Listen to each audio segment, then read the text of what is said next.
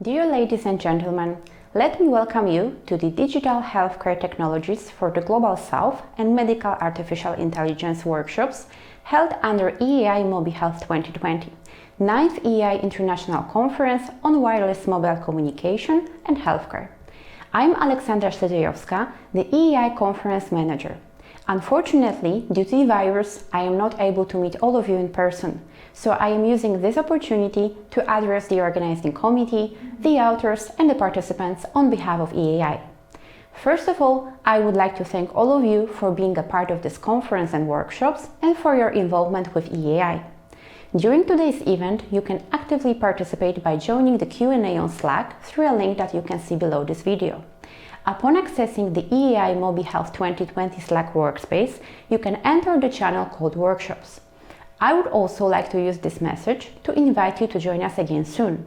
I invite all of you to participate in EAI MobiHealth 2021. Should you be interested in being a part of the Technical Program Committee, please do not hesitate to contact us at our email address below. Similarly, if you are interested in discussing other possible cooperation, organizing a conference or a workshop, please contact us at our email address as well. I hope you will have a wonderful time during this event and that you will follow the next edition in 2021. We will keep you posted and the news about this event will be available on the conference website. Thank you for your attention and enjoy the DigiHealth South and MedIE workshops.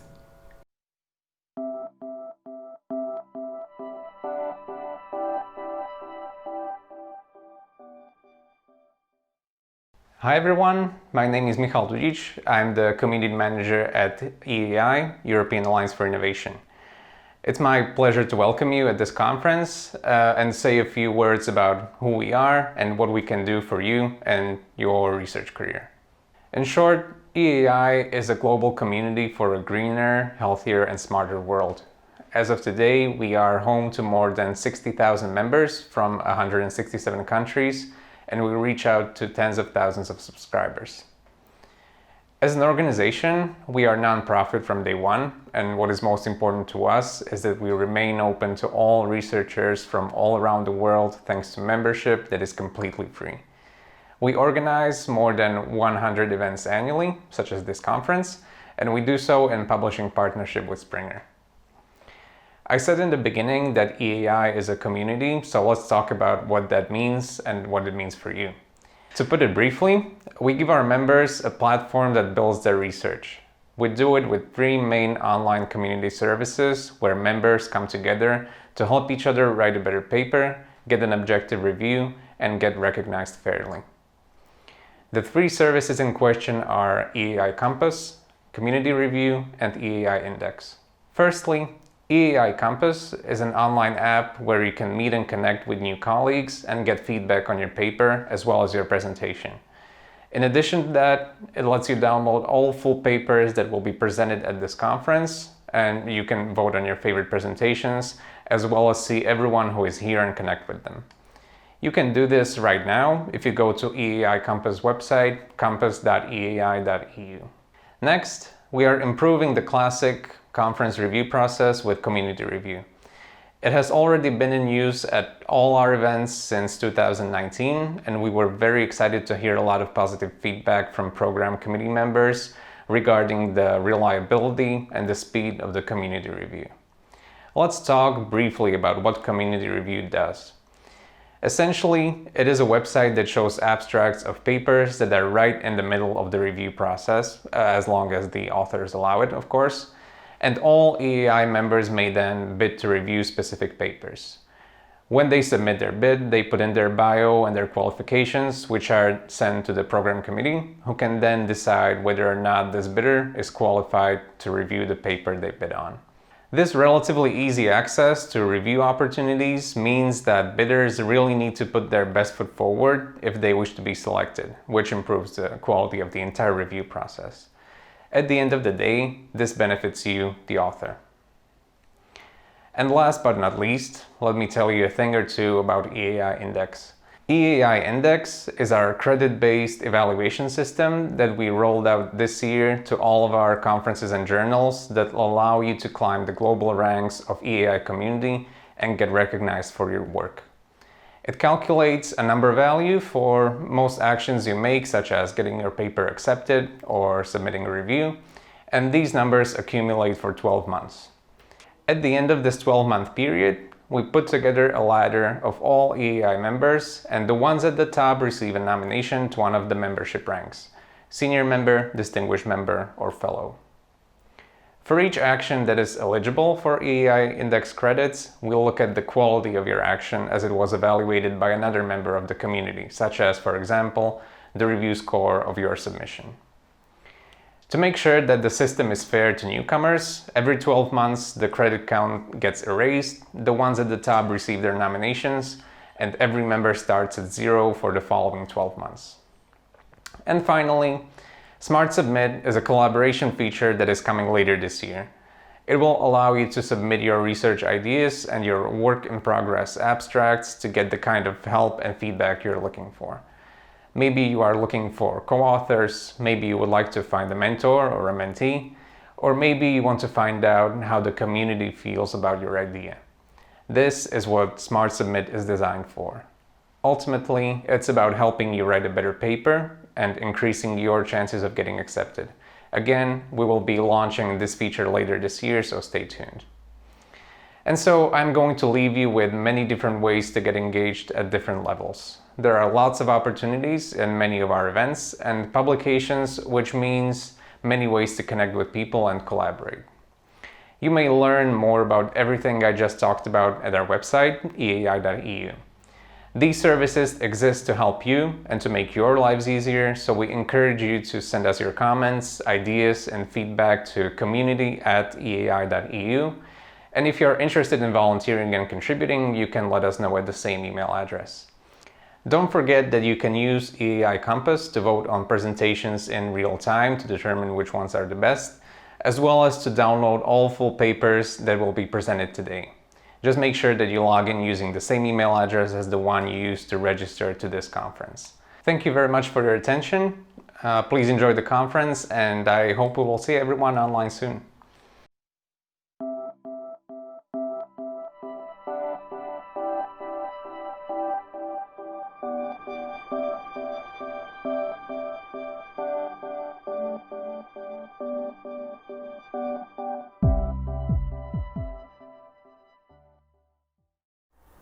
Hello everyone. Today I'd like to present our paper entitled Validation of Omron Wearable Blood Pressure Monitor HeartGuide in Free Living Environments. I'm Dr. Zilu Liang from the Kyoto University of Advanced Science in Japan.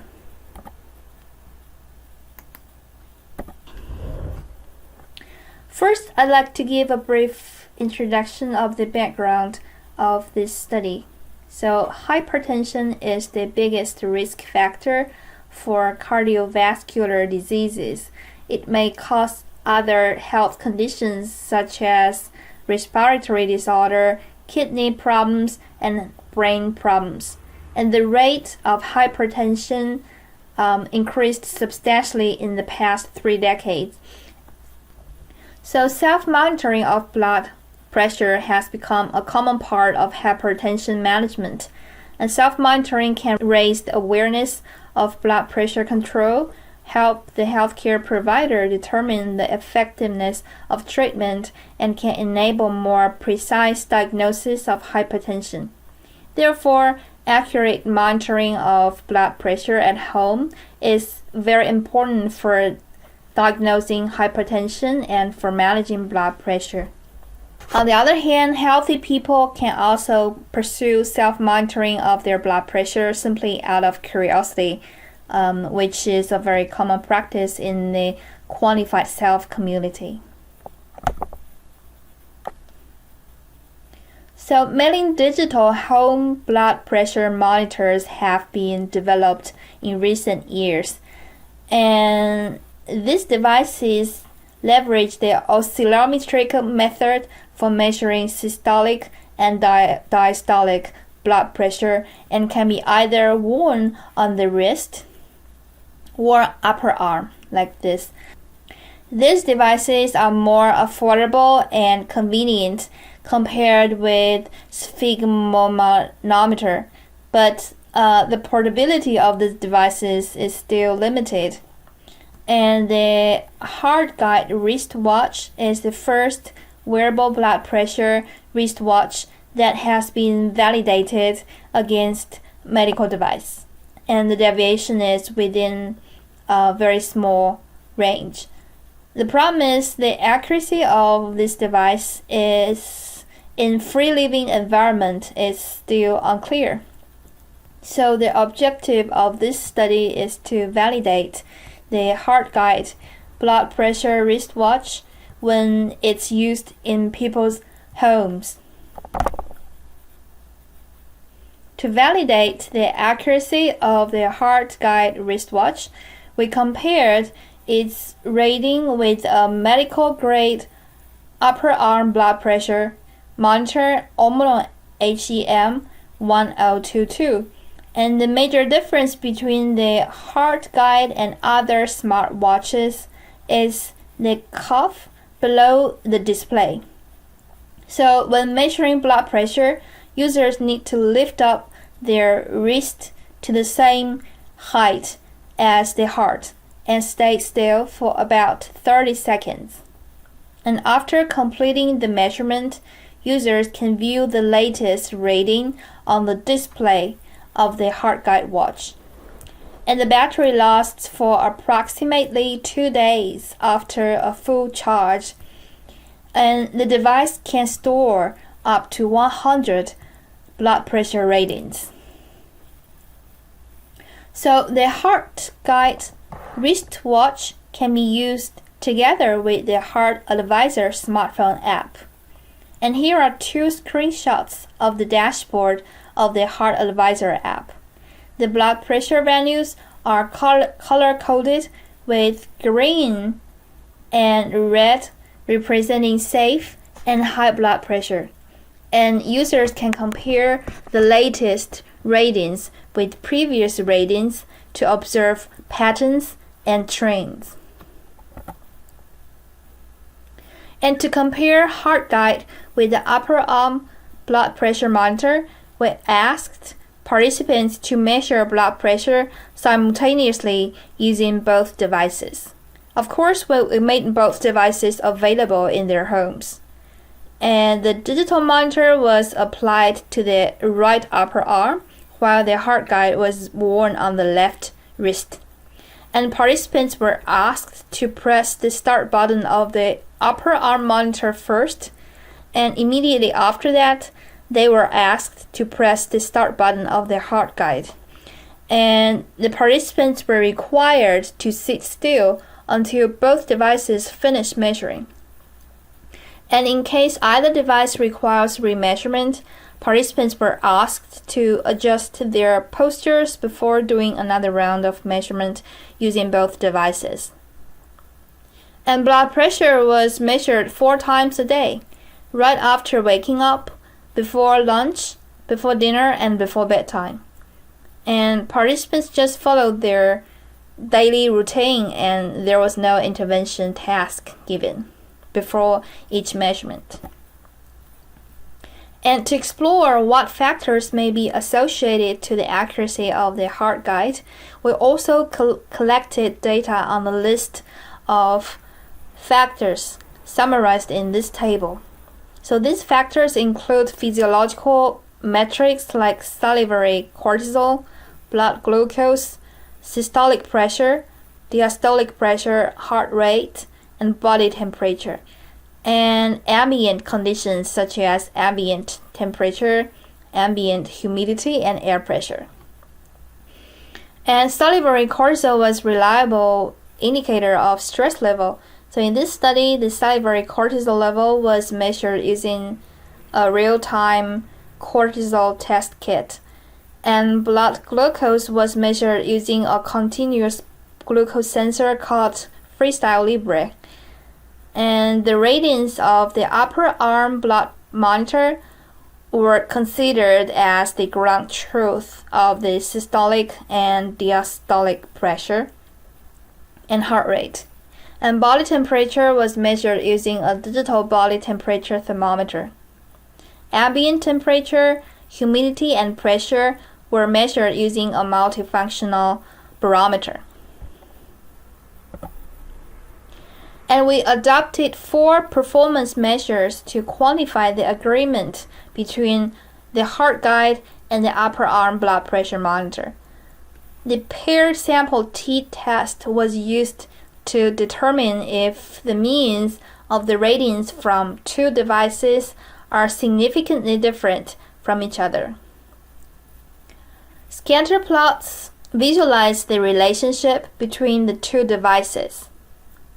The Pearson correlation coefficient quantifies the linear relationship between the 2 devices. Blunt Altman plots visualize the level of agreement between the 2 devices. And in clinical settings, if the bias between 2 devices are not clinically important, then the 2 devices will be considered as equivalent or interchangeable.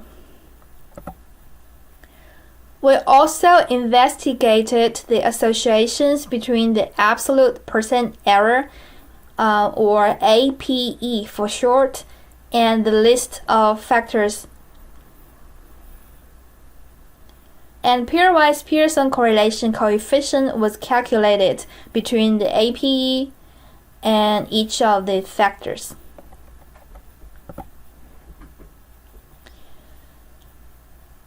So, in the following several slides, I'd like to present the results of this study. So, we collected in total 210 pairs of ratings using both devices. And compared to the upper arm monitor, the HeartGuide showed lower values for systolic pressure as well as diastolic pressure, and the differences were statistically significant. And these 2 figures show the blunt Altman plot and scatter plot on the ratings of systolic pressure from 2 devices. So the HeartGuide wearable blood pressure wristwatch underestimated systolic pressure compared to the upper arm monitor by an average of 16 millimeters of mercury. But the scatter plot demonstrates positive, strong correlation between the ratings of 2 devices. These 2 figures show the blunt Altman plot and scatter plot on the ratings of diastolic pressure from 2 devices. The HeartGuide underestimated diastolic pressure compared to the upper arm monitor by an average of 6 millimeters of mercury.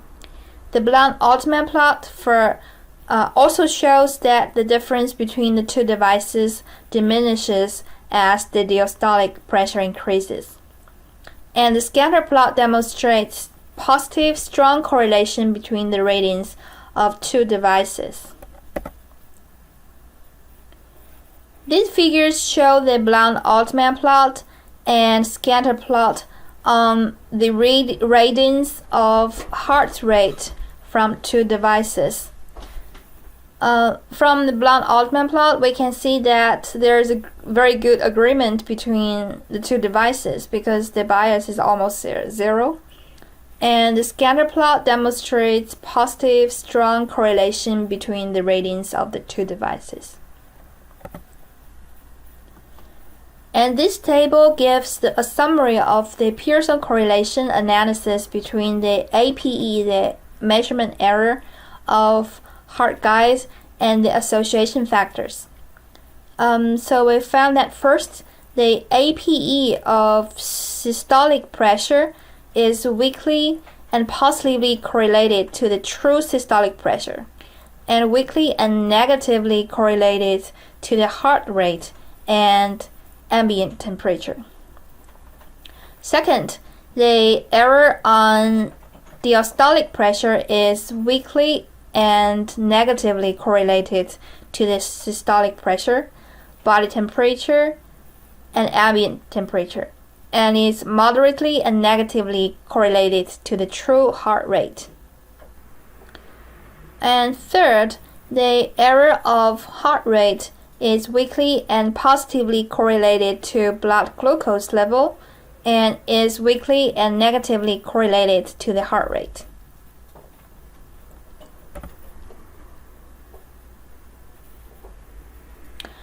So the results show that the HeartGuide systematically underestimated both systolic and diastolic pressure when compared to the upper arm blood pressure monitor HEM 1022, but both devices agreed pretty well on heart rate measurement. And in clinical settings, two blood pressure monitoring methods will be considered interchangeable if their difference is within 5 millimeters of mercury. So based on this criteria, the two devices can be considered identical in measuring diastolic pressure and heart rate. And the deviation of HeartGuide on systolic pressure should not be overlooked. Nevertheless, the mean difference of the two devices is comparable to inter-observer differences among specialists using traditional medical device. So we can say that here the HeartGuide is a good alternative to traditional medical device and upper arm cuff device if they will be used at homes for blood pressure monitoring.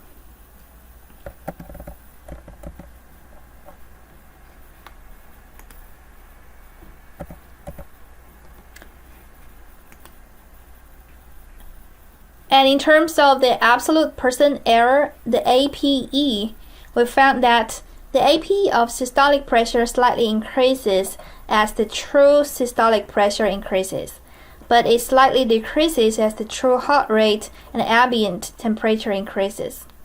And the APE of the diastolic pressure slightly decreases as the true systolic pressure, the true heart rate, and body temperature or ambient temperature goes up.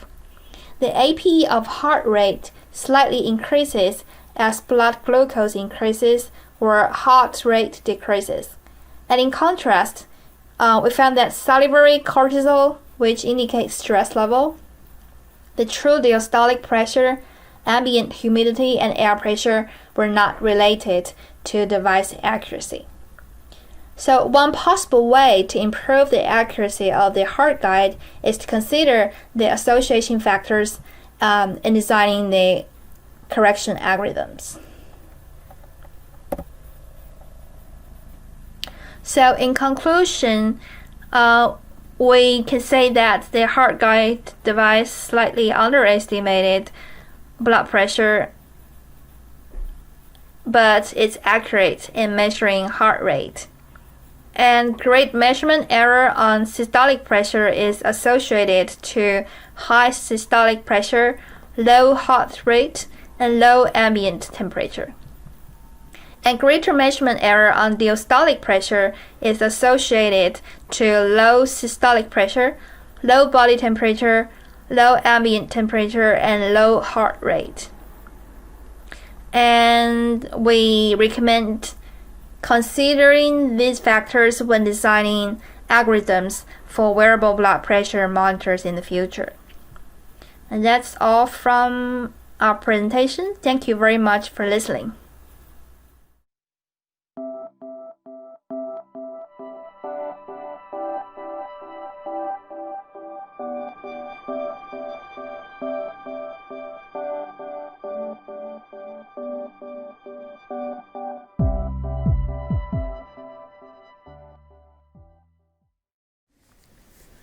Hello, my name is Miguel Vargas Martin. I'm a professor at Ontario Tech University and will be presenting Artificial Empathy for Clinical Companion Robots with Privacy by Design, which was developed in collaboration with Eduardo Perez Valle from ITESM, Mexico, and Sherry Horsberg from Ontario Shore Centre for Mental Health Sciences in Canada.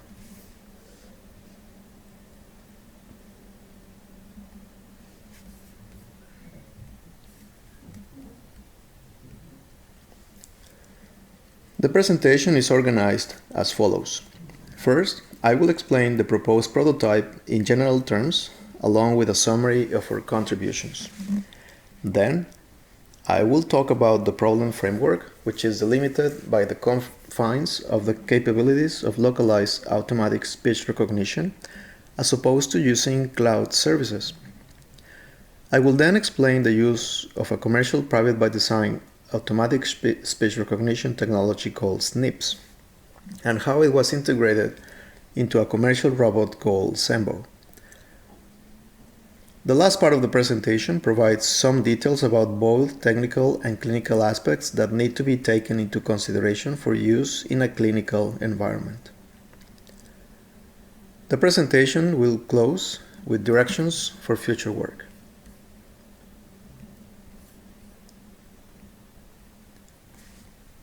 Let's now look at the proposed prototype and contributions.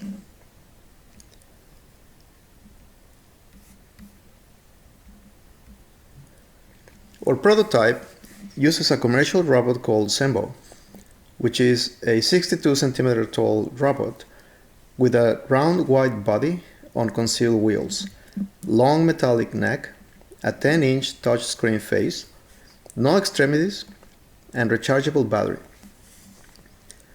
Ensemble was launched by the company Asus in 2016 and is marketed as a companion robot.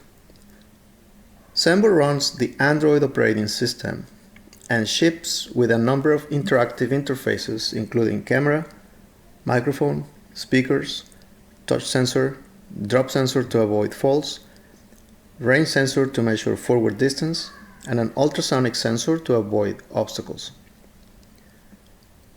The privacy enhancements we propose include face expression recognition and vocal sensing.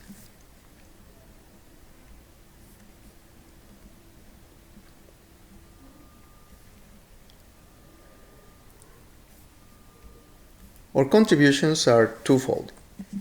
First, we provide the technical details of our prototype privacy by design enhancement of automatic speech recognition in Ensemble. Second, we describe a proposal to use a private by design robot to assist mental health patients and their families within the context of an inpatient mental health facility.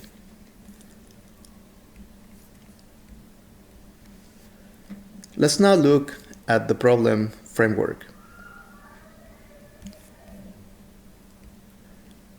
To summarize, we want to enhance Ensemble with private by design AI capabilities that enable artificial empathy without using cloud services at all.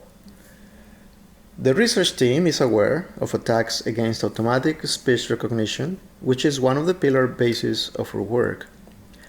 And we'll take these attacks into consideration and we'll try to mitigate them as much as technically possible.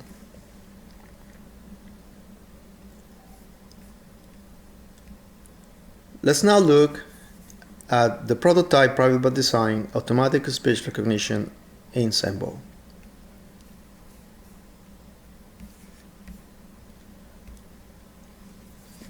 Besides Ensemble, another commercial technology we use is called SNPs, a powerful Raspberry Pi card shipping with built-in specialized automatic speech recognition software, which provides a solution to privacy concerns of automatic speech recognition cloud services, as SNPs is capable of performing all these computations offline.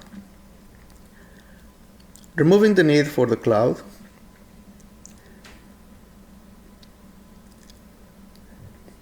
SNPs can thus be trained with intents to create voice assistants that understand spoken languages. And as of today, the available languages include English, Spanish, French, Portuguese, German, Italian, Japanese, and Korean. Our prototype in the human-machine laboratory includes commands such as tell me a joke, or how's the weather, or make a happy face. And to achieve this, we had to configure SNPs to interpret voice commands and create a secure connection with Ensemble and also develop an Android app with Ensemble which can interpret the commands received from SNPs. To configure and train SNPs, we create an assistant which in turn holds applications. In the left image on this slide, we can see an assistant called Hello SNPs, which has the Ensemble app shown in the middle image in this slide. The application for the SNPs assistant are composed of intents and actions, where for every action there can be one or more intents. Intents are the sentences that SNPs recognizes and can trigger some action on Ensemble.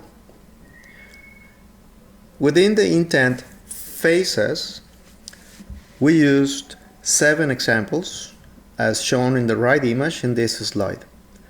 So, when SNPs identifies the intent, it will send the appropriate command to Ensemble to trigger the corresponding action on the robot. The words marked in blue are called slots, which are benchmarks used to recognize intents and link them to the corresponding action. In our prototype, Ensemble receives commands via sockets through the Wi-Fi network. Now, the sockets are established with Ensemble as a server and SNPs as a client. And to develop the app in Ensemble, we use Ensemble's SDK for Android, and the app can be seamlessly installed in Ensemble just as a regular Android app. We leave the underpinnings of the app outside of the scope of this presentation, but it suffices to say that the app receives the text of the intent from SNPs and then cross-checks it against a set of possible actions. These actions are the Ensemble available commands, and then execute those actions for which a match is found is matched with an intent.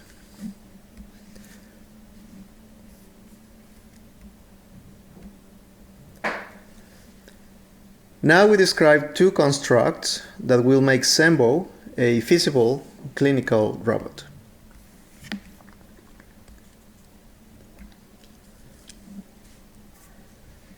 First, we look into vocals and face expression recognition.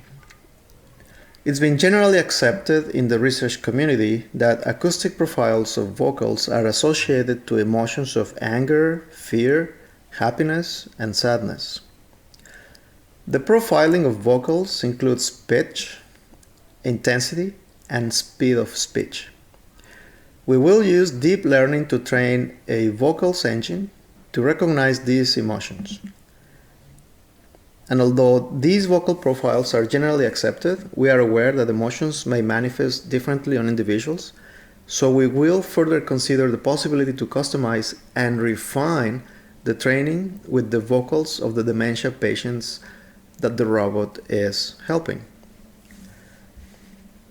As per face expression recognition, different techniques have been proposed in the literature to detect expressions such as smile, sad, anger, disgust, surprise, and fear. While face expression recognition feature extraction is one of the most difficult challenges of our project, Ensemble comes with pre-installed basic face recognition features that we hope can be adapted for our purposes.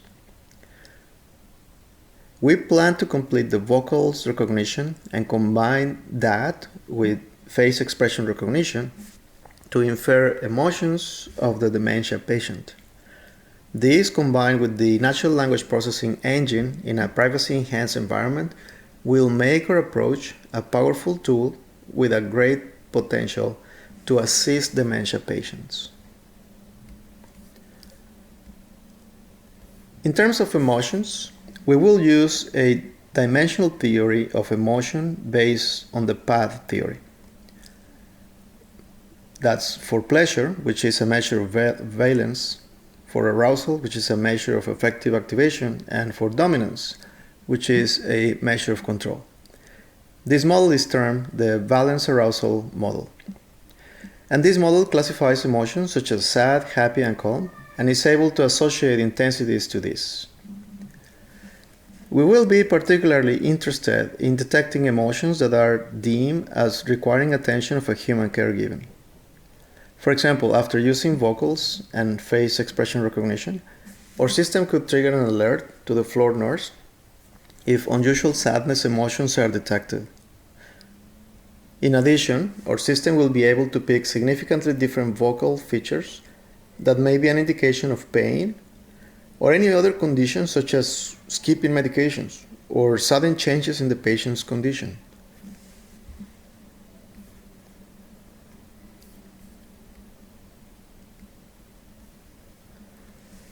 The second construct of this proposal is the effective indication of dementia patients' needs that can be addressed with the physical limitations of the Ensemble robot.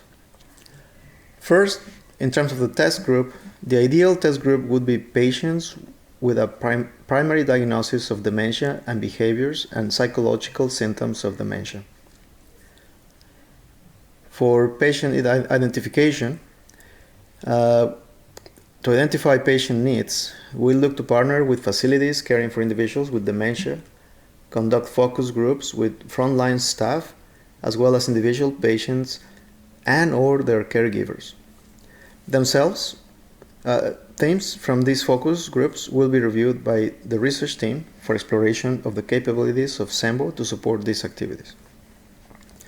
In terms of evaluation, to evaluate the effectiveness of the intervention, we will look into baseline measures for each patient, and that includes the Diagnostic and Statistical Manual of Mental Disorders, Working Group 5, also Folstein Mini Mental State Examination on admission, Alzheimer's disease-related quality of life scale on admission, baseline measures on the neuropsychiatric inventory, number of incidents of aggression, threatening, sexually inappropriate behavior, and average number of hours slept per night during the week prior to the intervention. Outcome measures will include neuropsychiatric inventory, number of incidents of aggression, threatening, sexually inappropriate behavior, and average number of hours slept per night the week post the intervention. And that is for comparison purposes. In addition, the Alzheimer's disease quality of life will be completed post-intervention as well.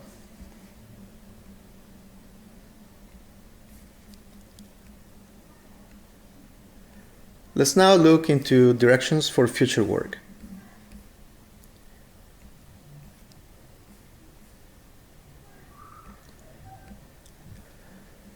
The research study will enable Ensemble with privacy-preserving capabilities to infer human emotions by combining facial expressions and voice vocals using deep learning techniques of artificial intelligence.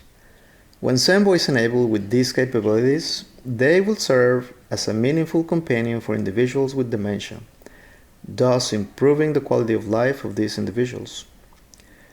This will also provide an additional non-pharmacological intervention to support stabilization of dementia patients, which will be transferable across acute care, tertiary care, and community care settings such as long-term care homes. In addition, confirming the privacy-preserving capabilities will allow for adaptation of this model to potentially meet the needs of individuals with dementia who continue to live at home. Given the prediction that in 20 years' time, over 1.5 million Canadians will be living with dementia and the significant economic burden associated with providing meaningful support and care to these individuals, identifying cost-effective ways to support independence and quality of life will be crucial. The Ensemble model also has the potential to combine several non-pharmacological interventions into one device, as through this study we will be able to investigate incorporation of light therapy, music therapy, reminiscence therapy, and potential safety monitoring which negates the expense and space requirements of having multiple devices to provide these interventions altogether. Improvements to our current prototype include training the private by design automatic speech recognition with sufficiently large number of intents and samples per intent, which will make Ensemble recognize speech in a more natural way. To this end, we could choose to use transfer learning, making sure to protect against potential backdoor attacks. Alternatively, the SNPs device could be replaced by a fully fledged automatic speech recognition that works locally without cloud services, although this would require expensive equipment which may affect the portability of the hardware set.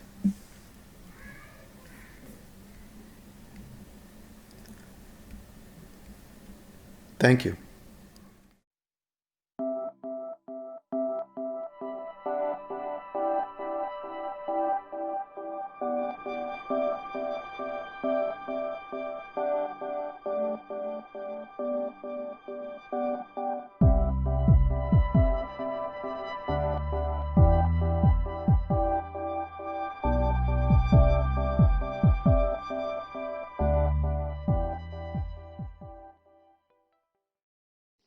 Hello everyone, my name is Luise Bloch and I will present you my research about using Bayesian optimization to effectively tune random forest and XGBoost hyperparameters for early Alzheimer's disease diagnosis. First, I will give you some facts about Alzheimer's disease. Alzheimer's disease is a neurodegenerative disease and the most frequent cause of dementia. As you can see in the figure on the right side of the slide, dementia is a globally growing health problem. Currently, there is no causal therapy to cure Alzheimer's disease, but it is important to identify subjects with Alzheimer's disease as early as possible to recruit subjects for therapy studies. Mild cognitive impairment, which is also called MCI, is a prodromal stage of Alzheimer's disease. Thus, it is important to distinguish MCI subjects which will develop Alzheimer's disease and those who won't. In this paper, we use machine learning to do this differentiation. There have been already many articles which use machine learning to predict different stages of Alzheimer's disease, and most of the models used in those articles depend on a large number of hyperparameters. However, hyperparameter tuning is a huge problem in machine learning, and the more hyperparameters the model has, the more complex the parameter tuning is. A good hyperparameter tuning improves the model performance and prevents overfitting.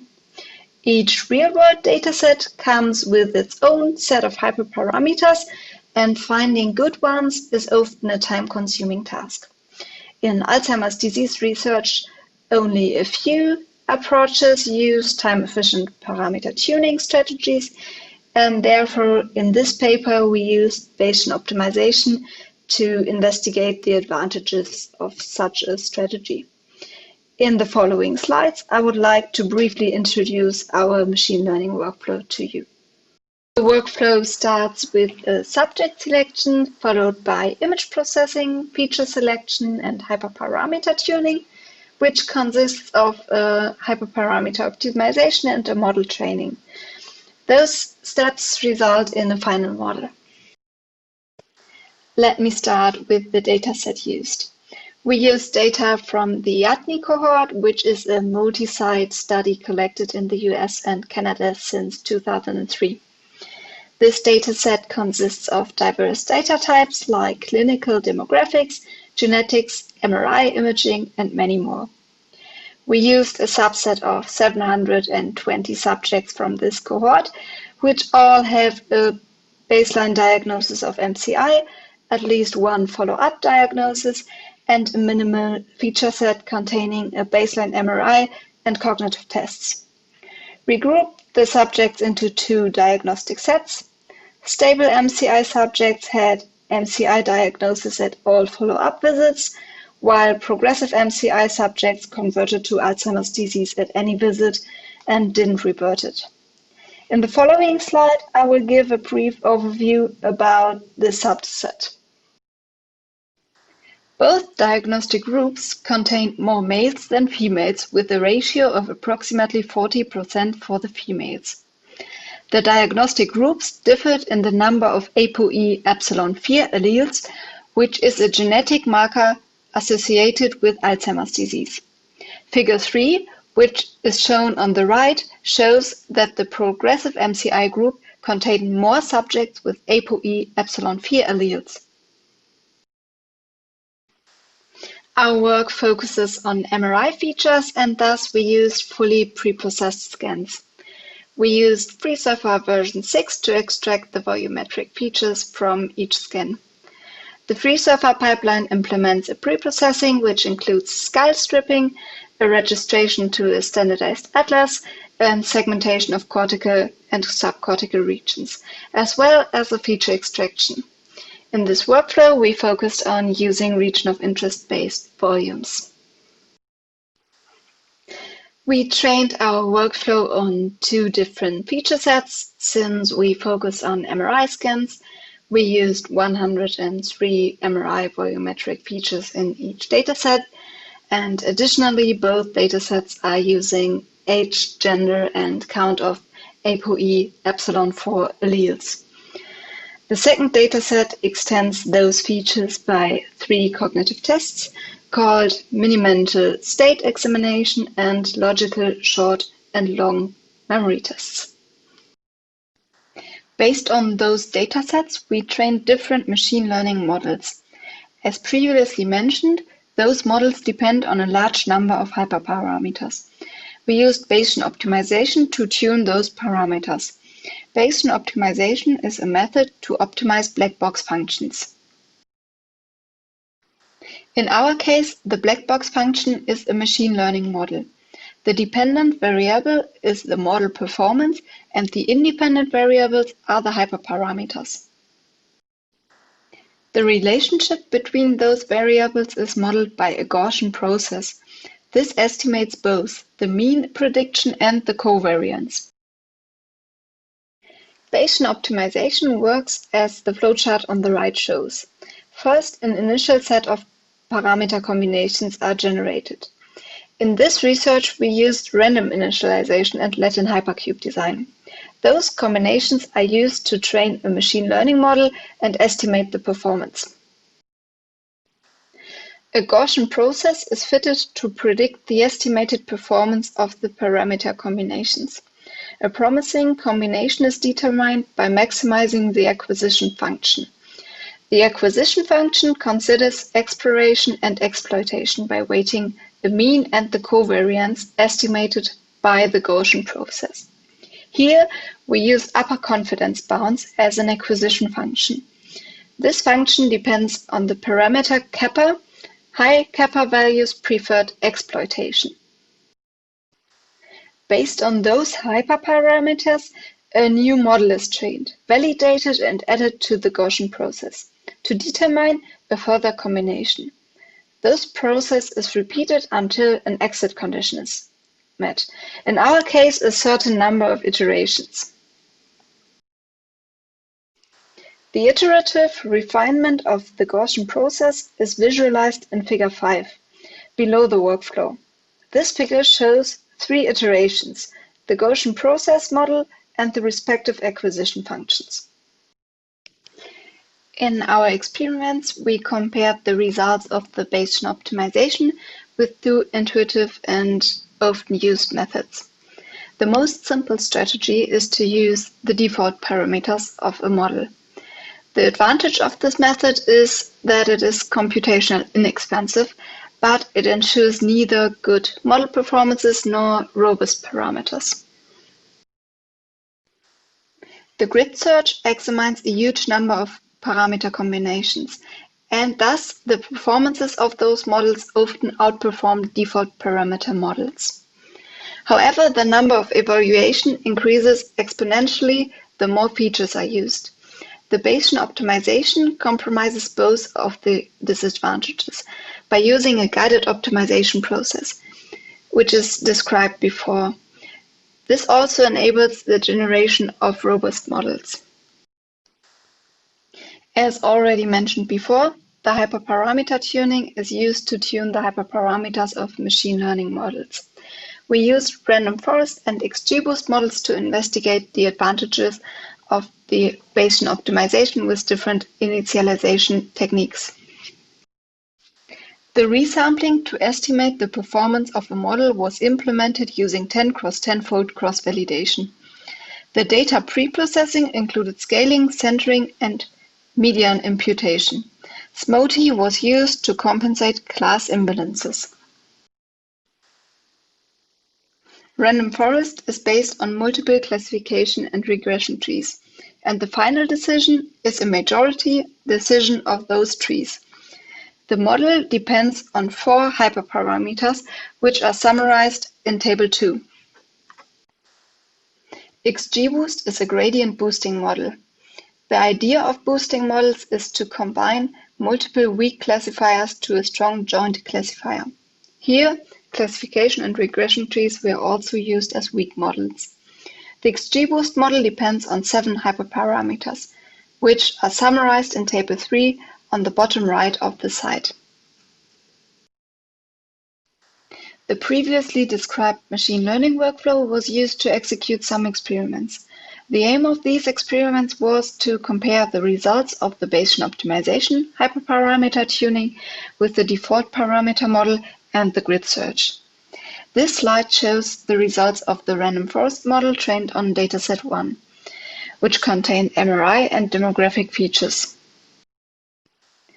As you can see in this table, the best results for the cross-validation accuracy was achieved by the Bayesian optimization model, which was initialized by random parameter combinations and which used a kappa value of 2.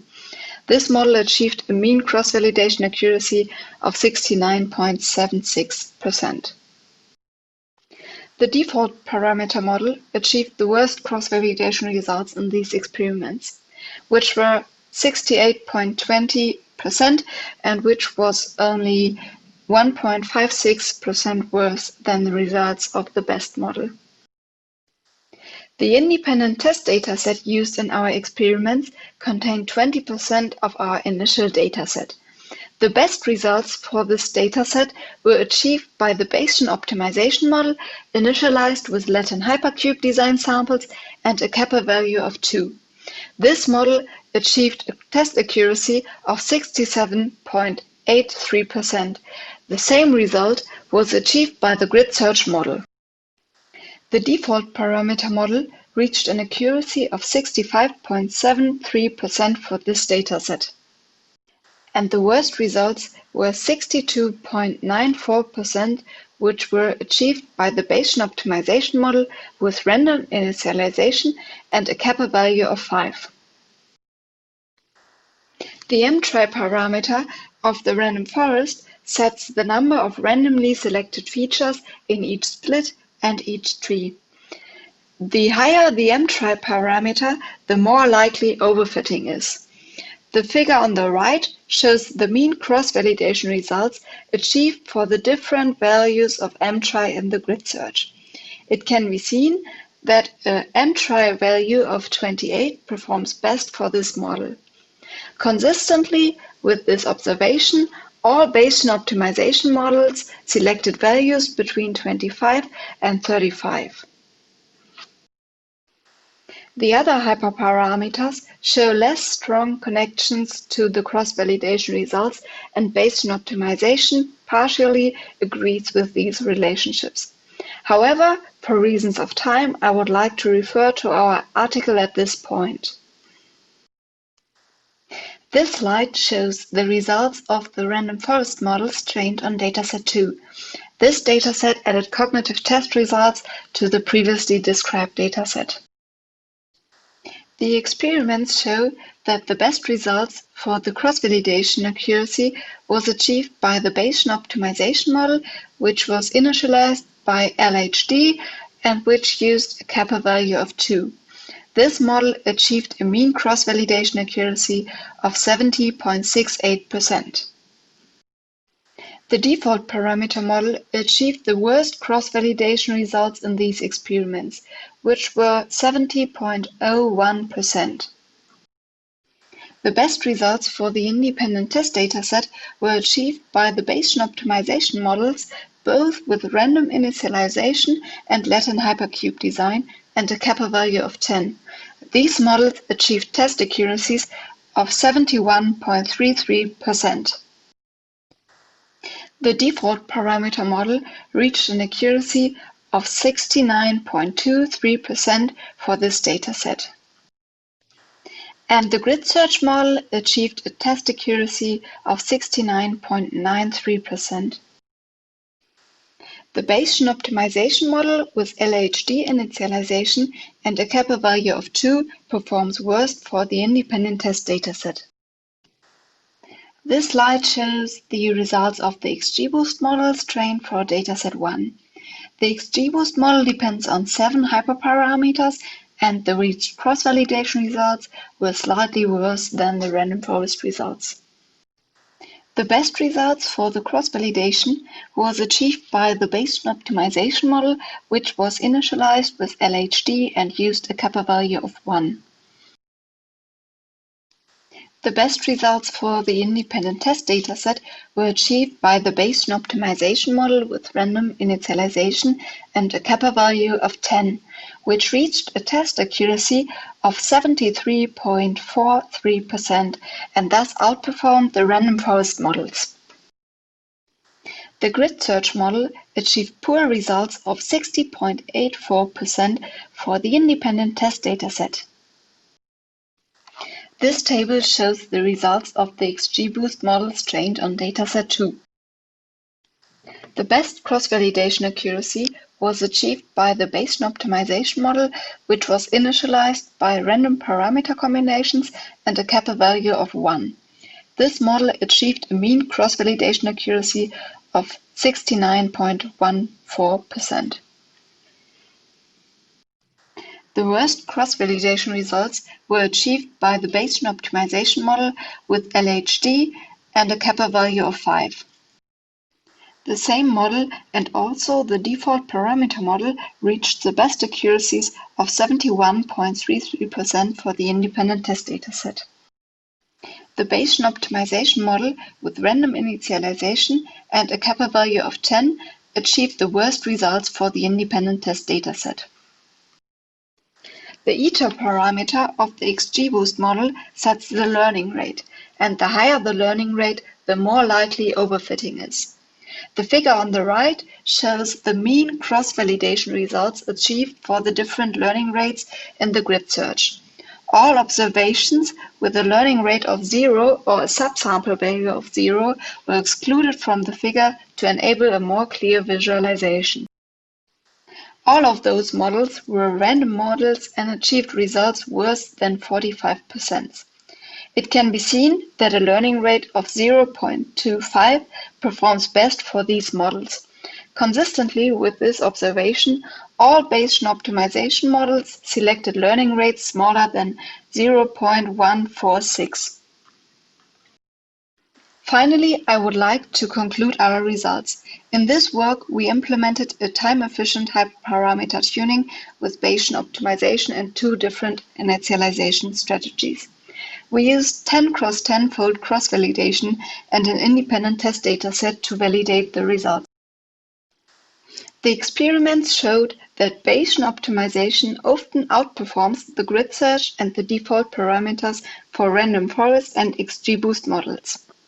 Most of the random forest models outperformed the XGBoost models for the cross-validation. However, the best model for the independent test dataset was an XGBoost model trained with Bayesian optimization, random initialization, and dataset 1. The LHD and the random initialization reached similar results. For the random forest models, most models reached better results for dataset 2. The same was observed for the XGBoost results and the cross-validation. There have been some limitations of our experiments. For example, they were only based on the ADNI dataset. The aim of our future work thus is to repeat the experiments with more diverse AD datasets. Our future work should also include other machine learning models, as both models in these experiments were based on tree models. The results should be compared to different optimization methods, and another goal is to use longitudinal input data. Finally, I would like to thank you for your attention. Additionally, I would like to thank the co-author Christoph Friedrich. I would be glad if you had any questions about our research. Thank you.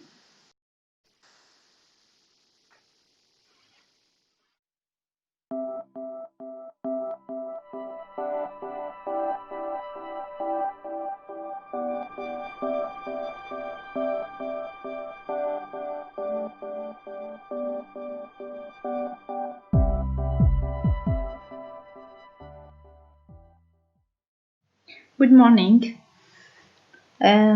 Today we're gonna present our paper about entitled "Proposal of Clinical Decision Support System Using Ensemble Learning for Coronary Artery Disease Diagnosis", carried out by me, Rawia Samout, Kais Ben Salah, Khaled Ghadira, Rani Abdelhadi, and Najla Kharrat. The outline of this study will be as follows. We're gonna start by a short introduction to present our work, the context of our work. Then we will move to present the problematic and the objectives of the current work. Then we will move to explain and study the previous research done. And finally, we will propose our solution that overcome the limitations of the previous studies and present new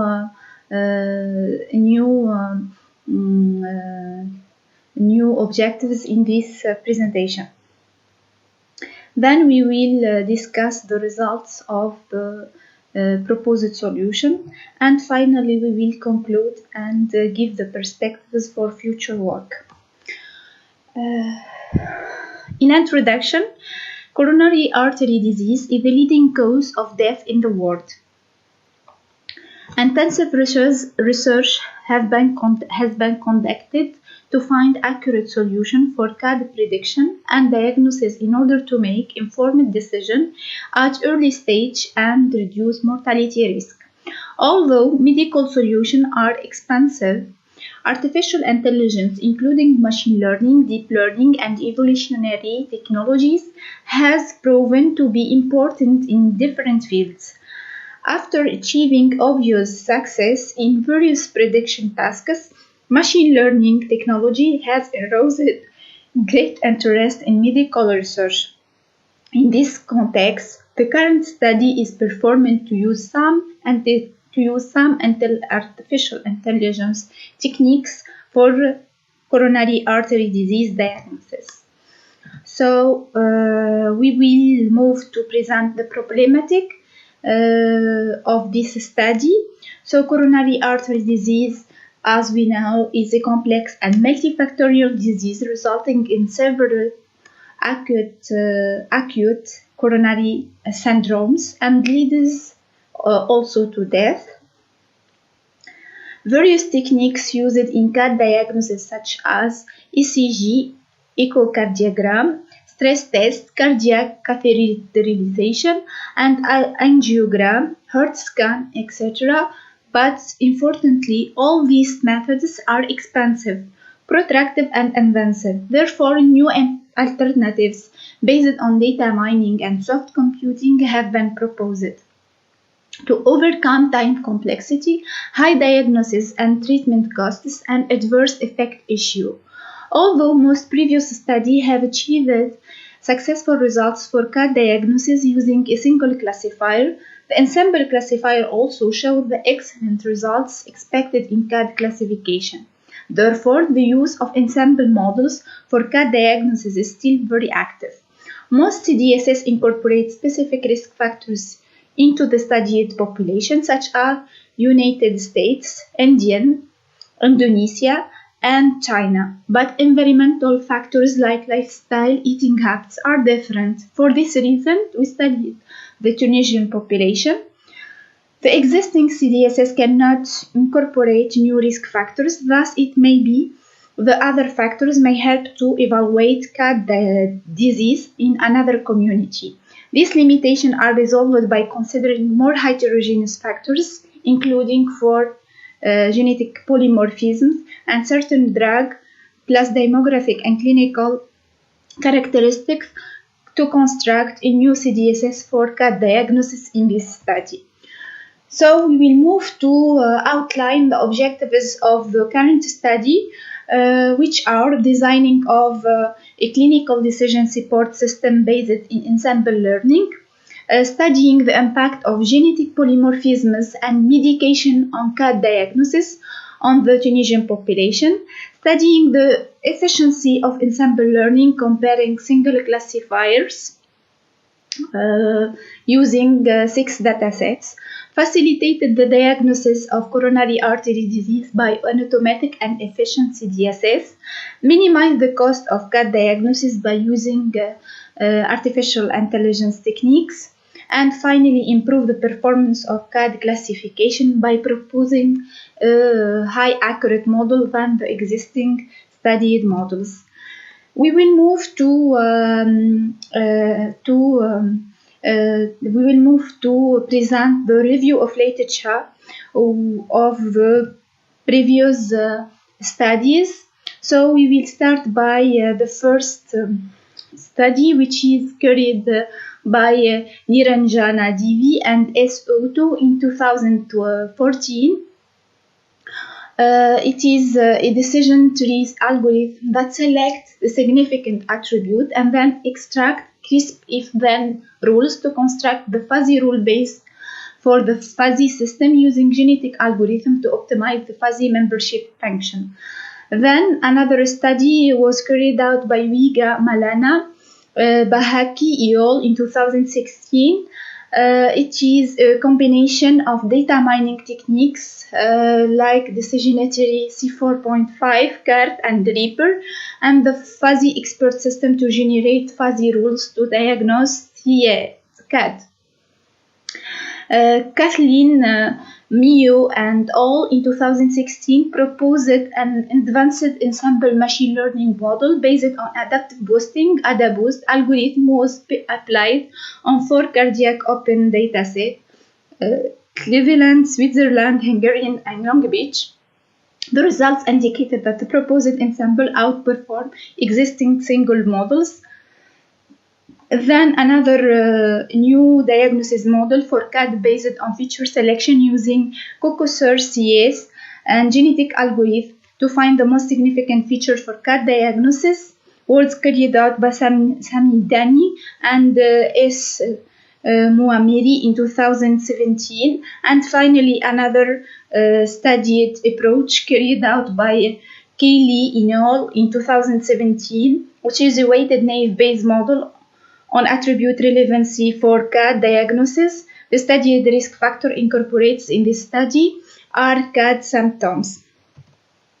Then we move to explain and detail the proposed solution.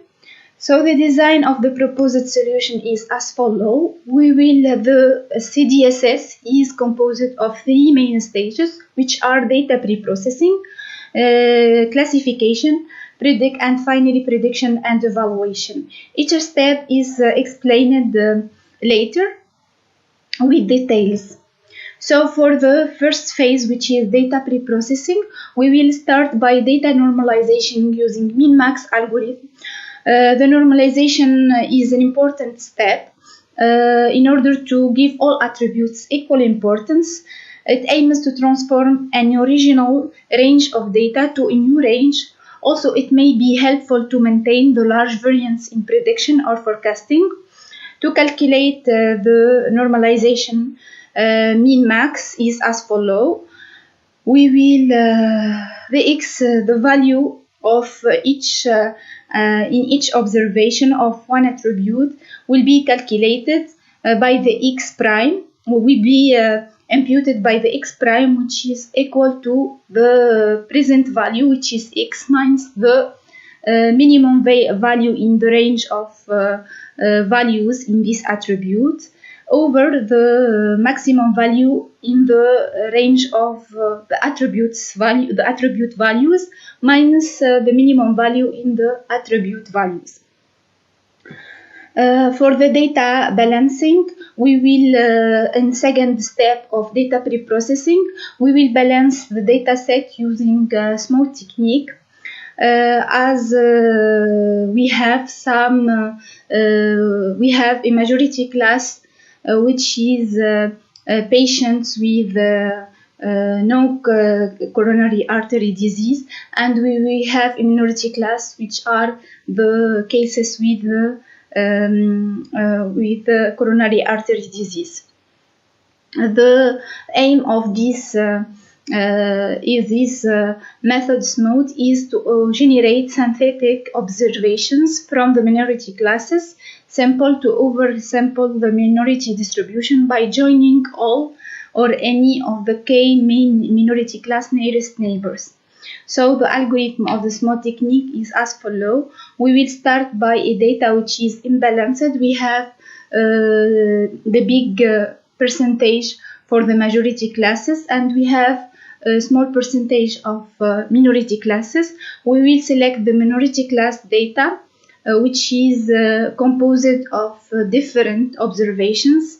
Then we will, where S represents the number of minority cases, and xi is the instance of the minority cases. We will find the k nearest neighbor of these observations, and then we will start the iteration by selecting the k nearest neighbor for each observation, give it a random value between 0 and 1, and add a new instance.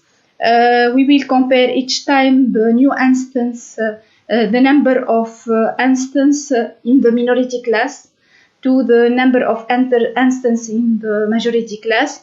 When we have the number equal, we will stop the iterations. Then we applied at final step in the pre-processing phase, the feature selection using FCBF, which is fast correlation-based filter selection, which is multivariate subset search technique, used to select a subsequent of the most relevant and redundant features among the full set of features. The attribute will be ranking on a valuation criterion called symmetric certainty. Symmetric uncertainty is calculating by multiplying two multiple the EG, which is the information gain of X and Y, over the entropy of X and the entropy of Y. For more details, you can see. Then we will move to the second stage, which is the classification using ensemble learning. In order to build this ensemble learning, we emphasize on the two characteristics, which are the diversity and the complementarity between the base classifier. And in this objective, we selected the three diverse techniques, which are SVM, naive Bayes, and decision tree C4.5. A weighted majority voting technique is selected for aggregating the final prediction results, which is calculating by the argmax of X, the argmax of the class, which is the sum of the sum of E of WE, which is the weight for the prediction model, and multiple the probability for each instance of the class C label according to the classifier I. For the analysis and the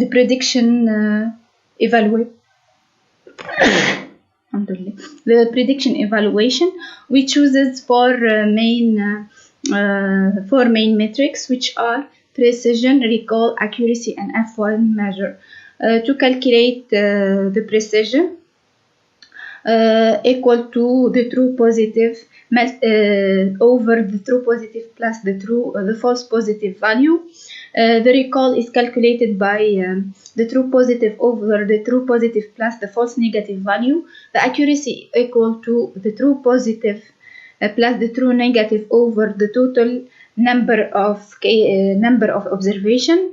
The F measure equal to 2 multiple the precision multiple recall over the precision plus the recall. We will move for the last section, which is the results discussion. In this, to discuss the results of and the power of the proposed clinical decision support system, we studied 6 main data sets, which are Tunisian studied population, the Cleveland, the Hungarian, the Switzerland, and the Long Beach. For the attributes, we have different attributes, but the most the studied the Tunisian population has the number of attributes, which is 72, including new attributes, which are the genetic polymorphism and the medications.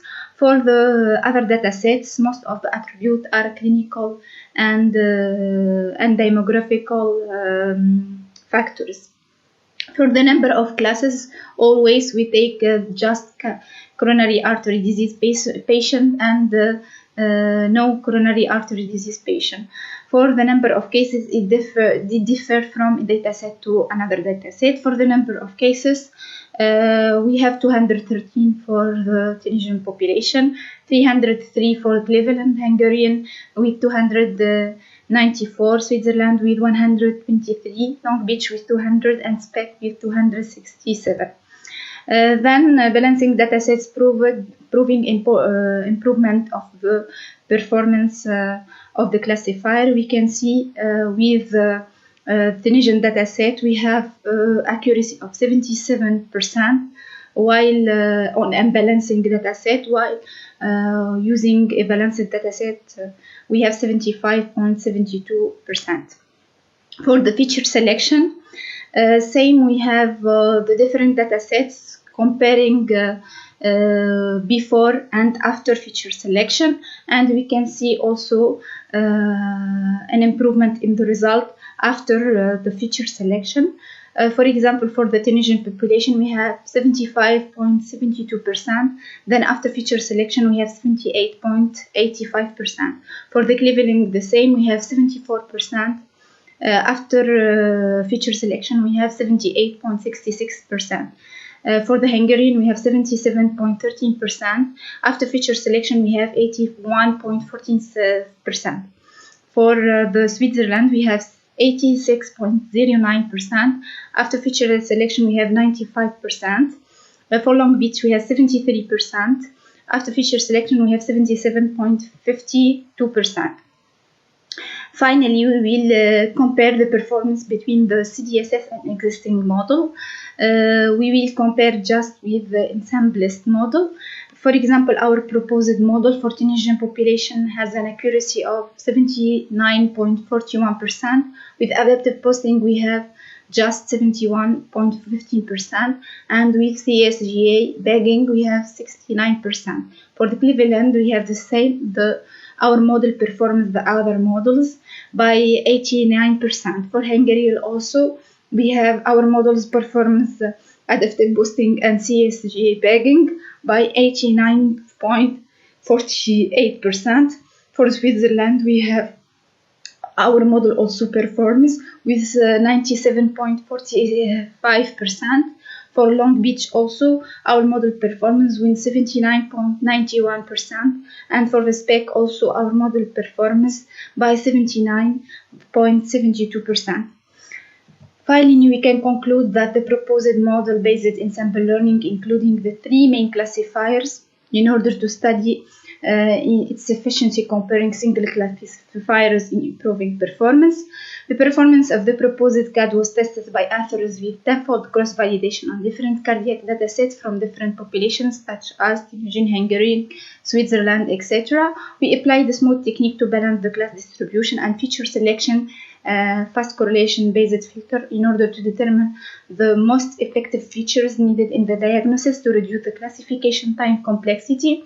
The results presented and discussed prove that some medications and genetic polymorphisms such as anti-vitamin K, those beta blockers, proton pump inhibitors, and CP2C 19 multiple 17 clopidogrel active metabolite have an impact on CAD diagnosis. The result shows also that the proposed CTSs have the highest prediction rates comparing with the two existing Ensemble models, SGA bagging and adaptive boosting on different datasets. These results demonstrate the effectiveness of Ensemble learning model in improving classification performance. We will move to the perspectives of this study. So several directions must be considered later, which are examining the significance of the study as variable by using other feature selection techniques. Falsification approach may introduce to envisage information vagueness and decision-making uncertainty in engineering problem, and finally finding way to reduce the computation time of the proposed ensemble learning. Thank you for your attention. For more details, there is references. Thank you.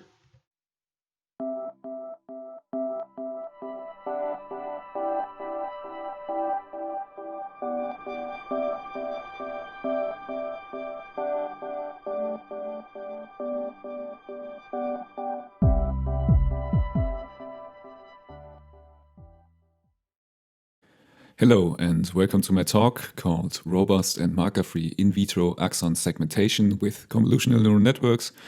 And here I present a collaboration of the University of Lübeck's Institute for Neuro and Bioinformatics with the Fraunhofer EMB, also seated in Lübeck. And the main goal of the collaboration here is to better understand the biological processes of axonal degeneration. Here on the right-hand side, you see that axons are those nerve fibers that relay electrical impulses to other cells. And the end game is, of course, to find ways and to better understand how to prevent this degeneration. And to do this effectively, you actually need to look at many axons, and you also have to take into account that you do not alter the behavior of the cells with image-enhancing methods like staining and such. And furthermore, you need to observe those cells over a long period of time. Thus, the only way to tackle this task effectively is to have some kind of automatic algorithm that helps you evaluate the vast array of microscopic images you need to do to track those axons over time. So what we present here in this paper is an extensive evaluation of deep network-based segmentations so that you can take a look at the morphological structures of axons and how they change. And what we take a look at is the use of different networks, but also we employ ensembles and we employ different ensemble combination techniques. And furthermore, we argue that the original DICE score to measure the effectiveness of a segmentation is not perfect here in this sense. And so we present a so-called epsilon DICE in order to better reflect the segmentation quality of our models.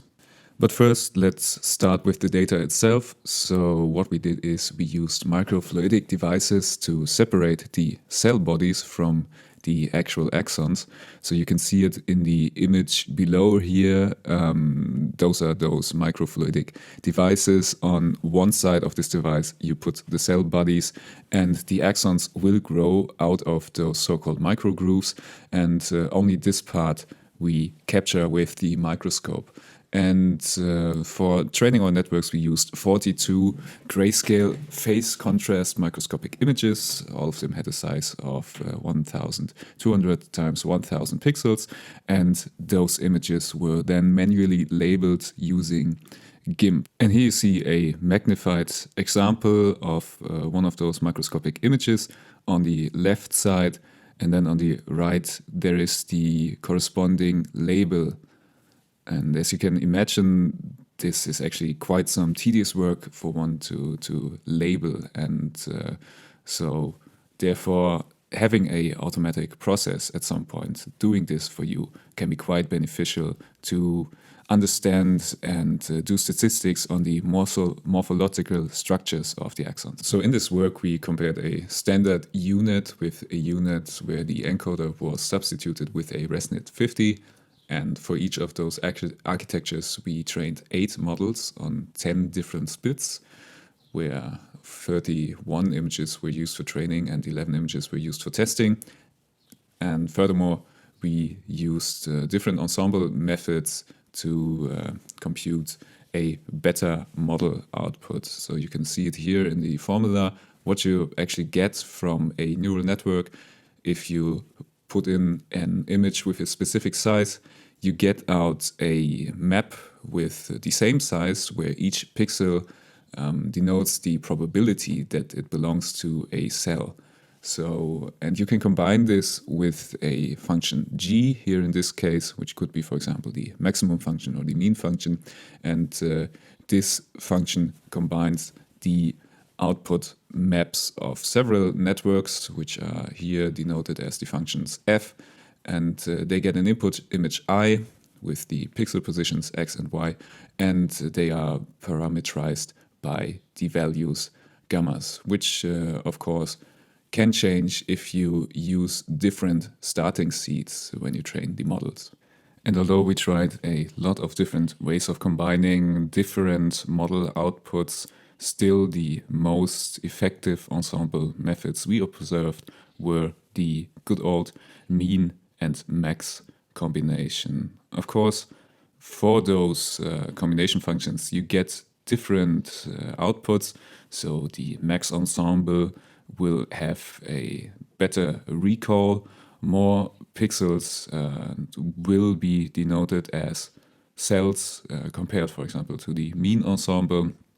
And so this is where it gets interesting, and you can take a look at the different ways the different ensembles are segmenting an image. So here in this image, you see a direct comparison of the mean and the max ensemble. With black, we denote all pixels that are true positive for both ensembles. Then we have false positives and false negatives for both ensembles, green and red respectively. And then there are 2 types of pixels we want to take a closer look at. So first of all, the pink pixels show the area where the max ensemble is actually making a false positive prediction. And note that here at those very positions, the mean ensemble would predict a true negative. But there are also pixels which are denoted in blue or which are shown in blue, where the max ensemble makes a true positive prediction and the mean ensemble does a false negative prediction. So naturally for us, this led to the question of how good can our model actually get if we were to correctly separate those 2 types of pixels. So they're again stated here. So we have type A. The max ensemble makes a true positive, while the mean ensemble makes a false negative. And then we have type B, where the max ensemble is predicting a false positive versus a true negative of the mean ensemble. And so in order to get a number of how good we can get, we did this computation for our so-called Oracle machine. So note that when I later show you the results, that this is only an evaluation method, because you need to know the labels for this Oracle machine to work. So this is no actual model you can employ in any case. Speaking of evaluation functions, when you take a look at the network predictions, they actually show a quite convincing result. So it seems that those networks really work well. Now, if you compute a die score for it, you get scores around 75 to 83%. And this may indicate that some of those axons are actually overlooked. And to better reflect this with a score, we came up with a softer dice value we call the epsilon dice, and here this epsilon stands for a certain area around the structures where we do not regard any errors. So here on the right side you see an example image. Let's first start with the blue pixel in the image. So if a network were to predict this pixel as cell and we would use the standard dice, this would result in a false positive because this pixel is actually background. However, with the epsilon dice, you see we have this dashed line here, and within this area we regard false positives as actually true positives. So within this small vicinity of the axon, over segmentations do not count as error pixels. Vice versa for the red pixel, if a network were to predict this as background, so in the actual dice scores resulting in a false negative, we say that again in this vicinity of the white dashed line, there exist no false negatives. So with these concepts, let's jump to the results. Again, a quick recap. We take a look at different models, so the UNet versus the ResNet 50 based UNet. Then we take a closer look at the mean and max ensemble. And also we have a Oracle machine, which tells us how good we could get if we were to separate the different answers of the max ensemble and the mean ensemble correctly. And furthermore, there is this epsilon dice score to disregard under and over segmentations at the axons and rather fix our gaze on errors where complete and entire axons are actually overlooked. So here are the scores. For every row, you see different methods that were used. For example, the best model out of all of the 8 models we trained. Then we have the maximum ensemble, the mean ensemble, and as stated, the Oracle. And then for each column, you see the UNet, the ResNet 50, and then again the ResNet 50 with a epsilon dice score and a epsilon vicinity of 1. Clearly, the ResNet mean ensemble outperforms all other approaches. Of course, if we do a mix of the max and mean ensemble with the Oracle machine, we can further get better results. However, we still can't get rid of all the over and under segmentations that are happening. And we see that because with a epsilon dice score of 1, we make a big jump from a dice score of 82 or 88% to 90, almost 95%. So a lot of those errors we see here are actually due to under and over segmentation, and only 5% of the pixels are areas that may overlook some of the axons. It's best to see this with an actual image. So here on the top left, you see the ground truth that was labeled. Here, black pixels denote the actual cell pixels and white are the background pixels. Then on the middle top, you see the output of a mean ResNet 50 ensemble. Note that here the black pixels indicate false values. And you see that this quickly deteriorates if you use a max ensemble because you get more false positives values right here. And with the Oracle, so this is on the bottom left, you can see that there still are happening a few over and under segmentations. However, we can still reduce them by a bit.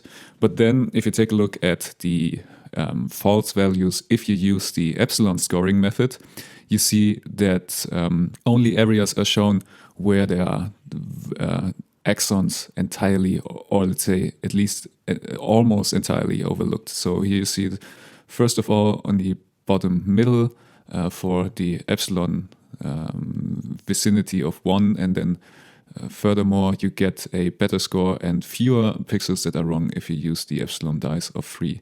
But both of these scores indicate that most of the bigger axons are found and segmented, and there are only smaller areas and very small axons, like the one you see in the middle, where there is a problem. Lastly, we again took a closer look at the pixels where the predictions from the mean and max ensemble differed. So again, we have, for example, those points where the max ensemble finds a true positive, while the mean ensemble predicts a false negative. And on the left side, you see the distribution of those pixels. So for the mean axis, for the x-axis, you see that there are only values between 0 and 0.5, so anything below that usually means that this pixel is classified as a background pixel. And of course, on the other hand, for the y-axis, for the max ensemble, there are only pixels with a probability score that is higher than 50%. And you see that most of those pixels are actually located where the mean ensemble is closely to the 50% threshold. So they almost say that it might be a real cell pixel, while the maximum ensemble is quite sure that there is actually a cell pixel. Meanwhile, when the maximum ensemble is predicting a false positive, the mean ensemble is quite sure that it is a background pixel. So we have a high distribution around the X area of 0 to 0.1, while along the maximum range, we also see that the maximum ensemble isn't that sure because we have a high distribution along the values of 50 and 60%. Thus, our intuition was that with further linear classification, we could still get some better results. So you see it here with the red lines. So we take a look at the mean ensemble value and the max ensemble value. And if this 2D point is above a specific line, so for example, the one with b equals to 0.3, then we say this is an actual cell pixel, and otherwise, if it's below the line, we say it is no cell pixel, but rather a background pixel. Alas, you cannot really alter the outcome of your dice score. However, you can set a bias if you rather want to have a better recall for your segmentation or a better precision. So you see that with increasing line value b, we reduce the recall, but also reduce the number of false positives and rather increase the precision. Note, however, that no matter how you use this b value, the dice score itself isn't changing that much. As a last experiment, we pitted our mean ResNet 50 ensemble approach against other human experts. So what we did is that we asked additional 2 experts to again label a small testing set. And of course, we also have our actual expert who annotated the whole training data set, which is denoted here by the ID 2.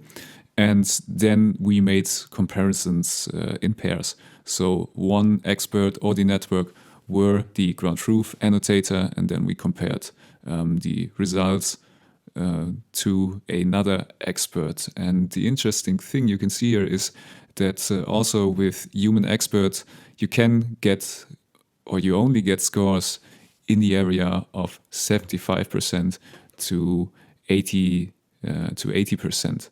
And therefore, this over and under segmentation that I talked a lot about is also happening when you let different people annotate the data. So there is just a high variance here between who is labeling the data. And from the actual numbers, you couldn't make a difference between a human annotator and the results of a ResNet 50. However, there is a difference if you take a look at the comparison with annotator 2. So again, this is the person where we also did get our training data from. Here, the ResNet 50 has a better and greater resemblance to this annotator. And this is, of course, a very handy result because, so let's say if you want to have your data labeled in a very specific way, you may still get a high variance if you use another person to label the data. But if you have sufficient training data in this specific way, you can train a network and get results that really resembled resemble this initial labeling. Finally, I want to present a few other works that our group has produced so far. So, for example, with this segmentation algorithm, we took a look at how the axons respond to a certain Hammond dosage. And here you see that if the axons live by themselves without any Hammond dosage, they actually start to grow, which is the blue curve right here. And then with certain Hammond dosages, those axons start to disintegrate and to degenerate. Furthermore, we were able to classify different types of degeneration of those axons. And again, with machine learning, we were able to find a way to automatically find those specific types of degenerations in axon videos, so in those time-lapse recordings. And lastly, we also presented a method for active learning with this segmentation task, because as I already stated, it can be quite tedious for someone to label those delicate and intricate structures of axons. So we present a automatic method which tells you which label you should produce next in order for your actual segmentation model to get better. And with this, I conclude my talk. So first of all, thank you a lot for your attention. And do you have any questions?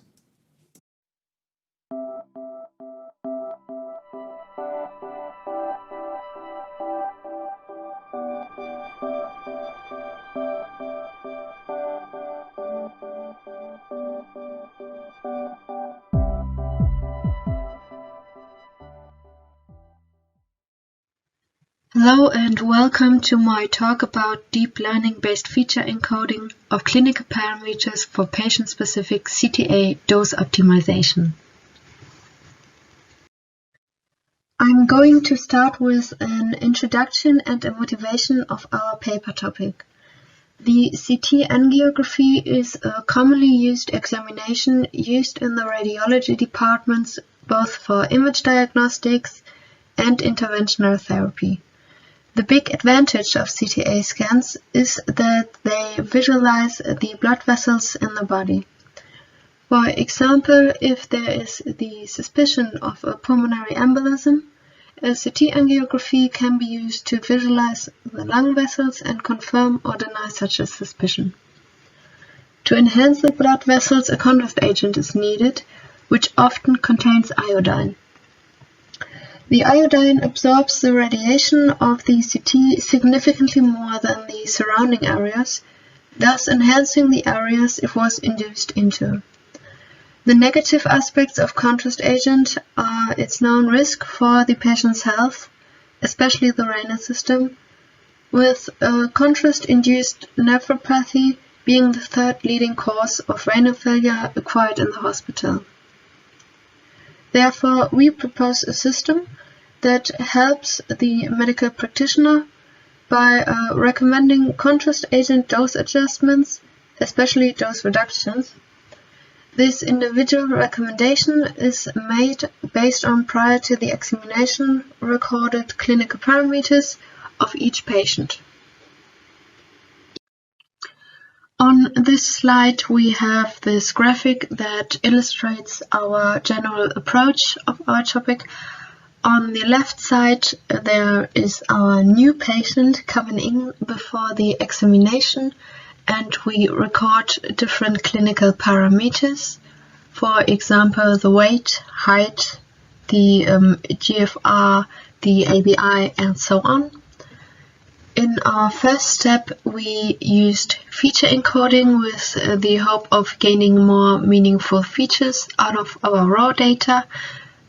We used the principal component analysis, the PCA, as a more conventional method for comparing it to the following deep learning methods.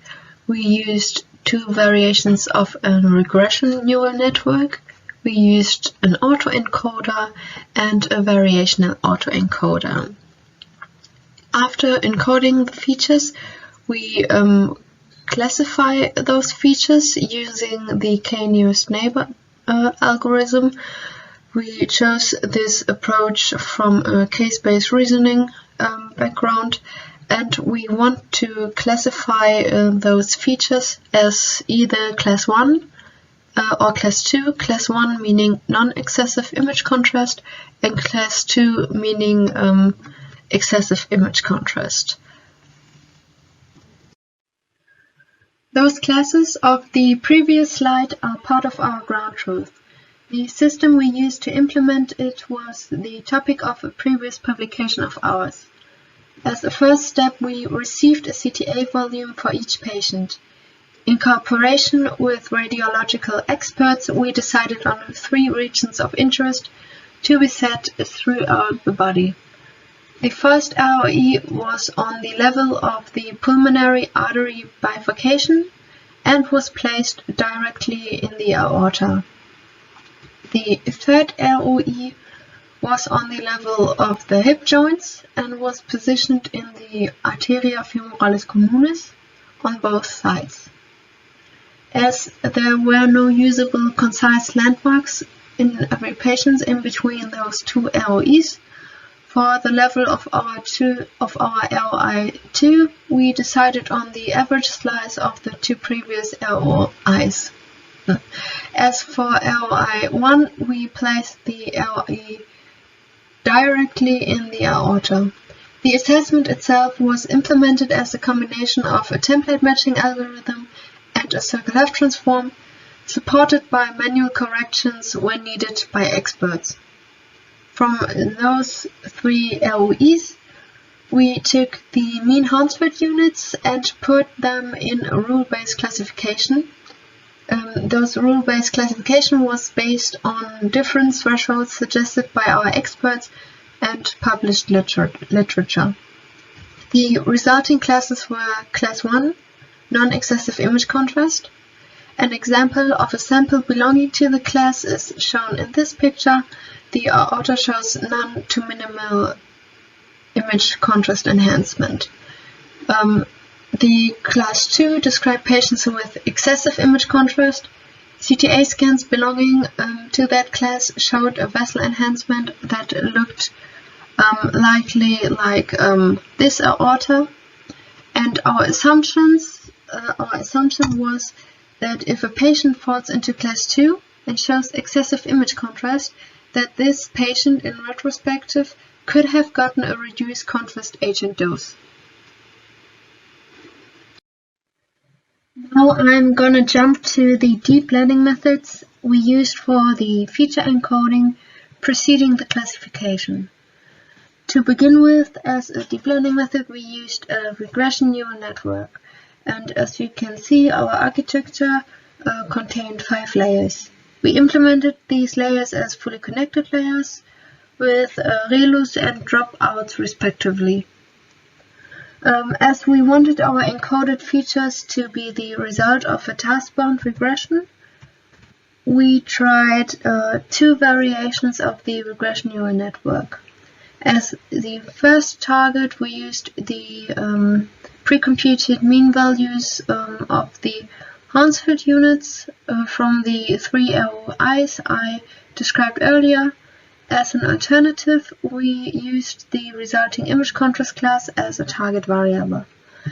And as more and more layers in this network are passed, and the input gets more and more condensed. Therefore, we took the second to last layer and used the computed features as at that point as our input for the following classification. The next deep learning methods we employed were an autoencoder and a variational autoencoder. Both incorporated fully connected layers, some with a ReLU component. The difference between the 2 models is that while the autoencoder is optimized by just on reconstruction loss, the variational autoencoder has an additional loss that restricts the distribution of its latent space. Therefore, it can be used as a generative model, as meaningful samples can be taken from the latent space as input for the decoder. We used the clinical parameters as input of the encoder and used their representation in the latent space as input for the classification. To have a comparison to the deep learning methods, we use the principal component analysis for encoding the features. We used it in a way that resembled the statistical shape models. With the statistical shape models, each shape is based on landmarks. In our case, the shape is a vector that contains our clinical parameters. One shape for each patient of our training set. We then start by computing the mean vector over all shapes. After that, we apply the actual principal component analysis by computing the covariance matrix and following that up by the eigenvectors and the corresponding eigenvalues. One only keeps the n largest eigenvalues and the eigenvectors as they describe the main variation in the data. In this equation is shown how we can describe a new patient or shape with the average shape, the eigenvectors, and the coefficients that can be varied. As we already have the new shape, we are able to compute the coefficients. The coefficients describe the new shape in an unambiguous dimensionality reduced manner, and therefore we use it as our classification input. Now to the data we used in our experiments. We received the CTA volumes and the according clinical parameters from the patients from the Clinic of Radiology and Nuclear Medicine at the UKSH Lübeck. After our inspection, 76 CTA volumes remained from the study that were usable for our application. The CTA scans had an axial resolution of 512 times 512 pixels, and the set spacing in all scans was 5 mm. As a contrast agent, Omron 300 was administered, and each patient received a dose of 100 ml contrast agent each. The scans themselves were taken with Siemens Summatom definition RS+.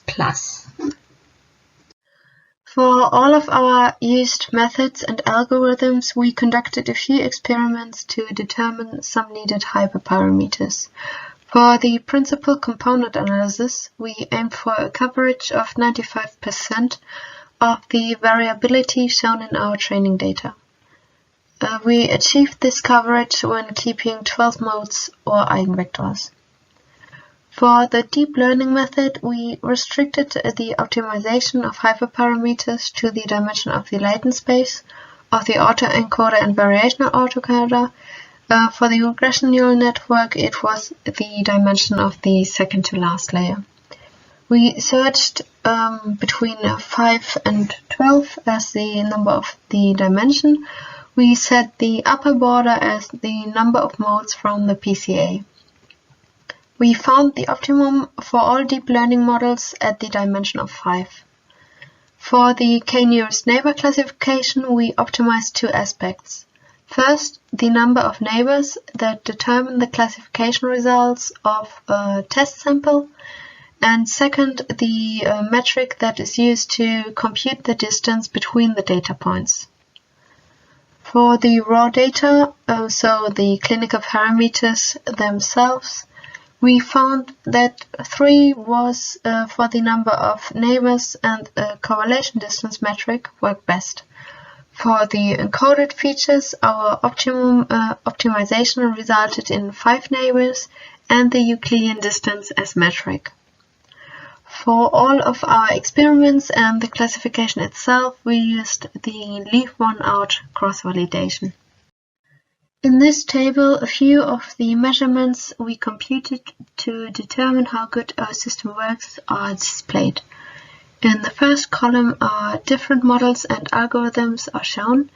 Next to it, the overall accuracy over all classes is displayed, and at last, the precision for class 1, not excessive image contrast, or keep standard contrast agent dose, and class 2, excessive image contrast, are shown.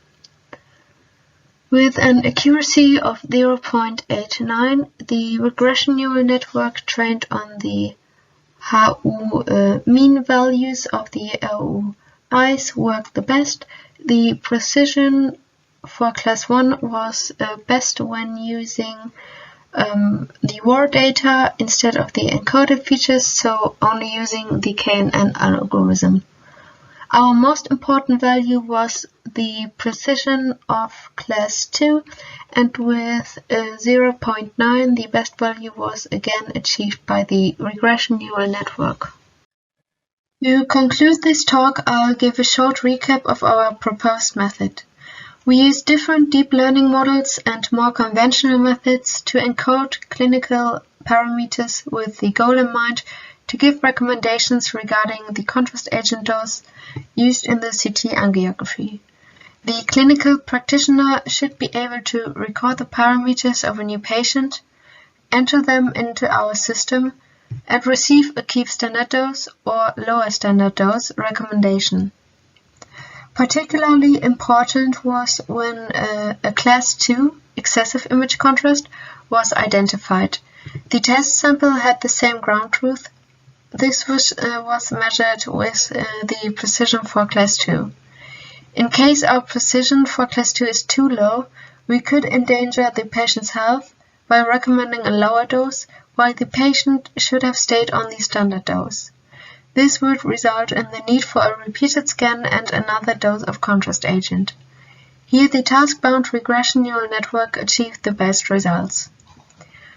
For our future work, we want to experiment with architectural variations of our deep learning models and more sophisticated classification models.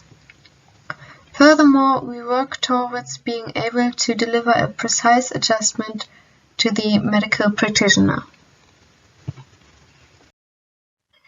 Thank you very much for your attention.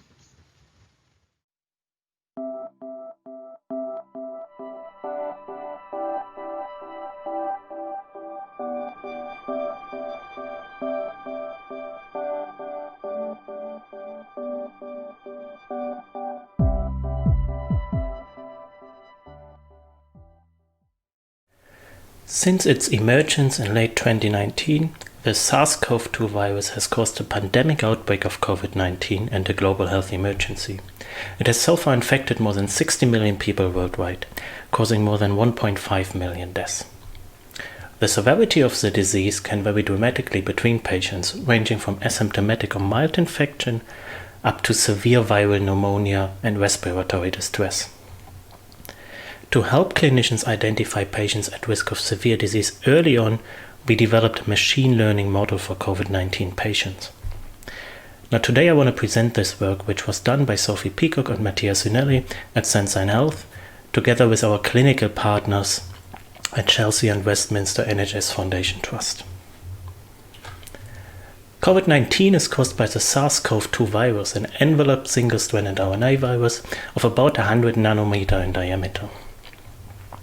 In late 2019, the virus acquired the ability to spread effectively from human to human, and it causes an infection that typically lasts from 10 days to 2 weeks.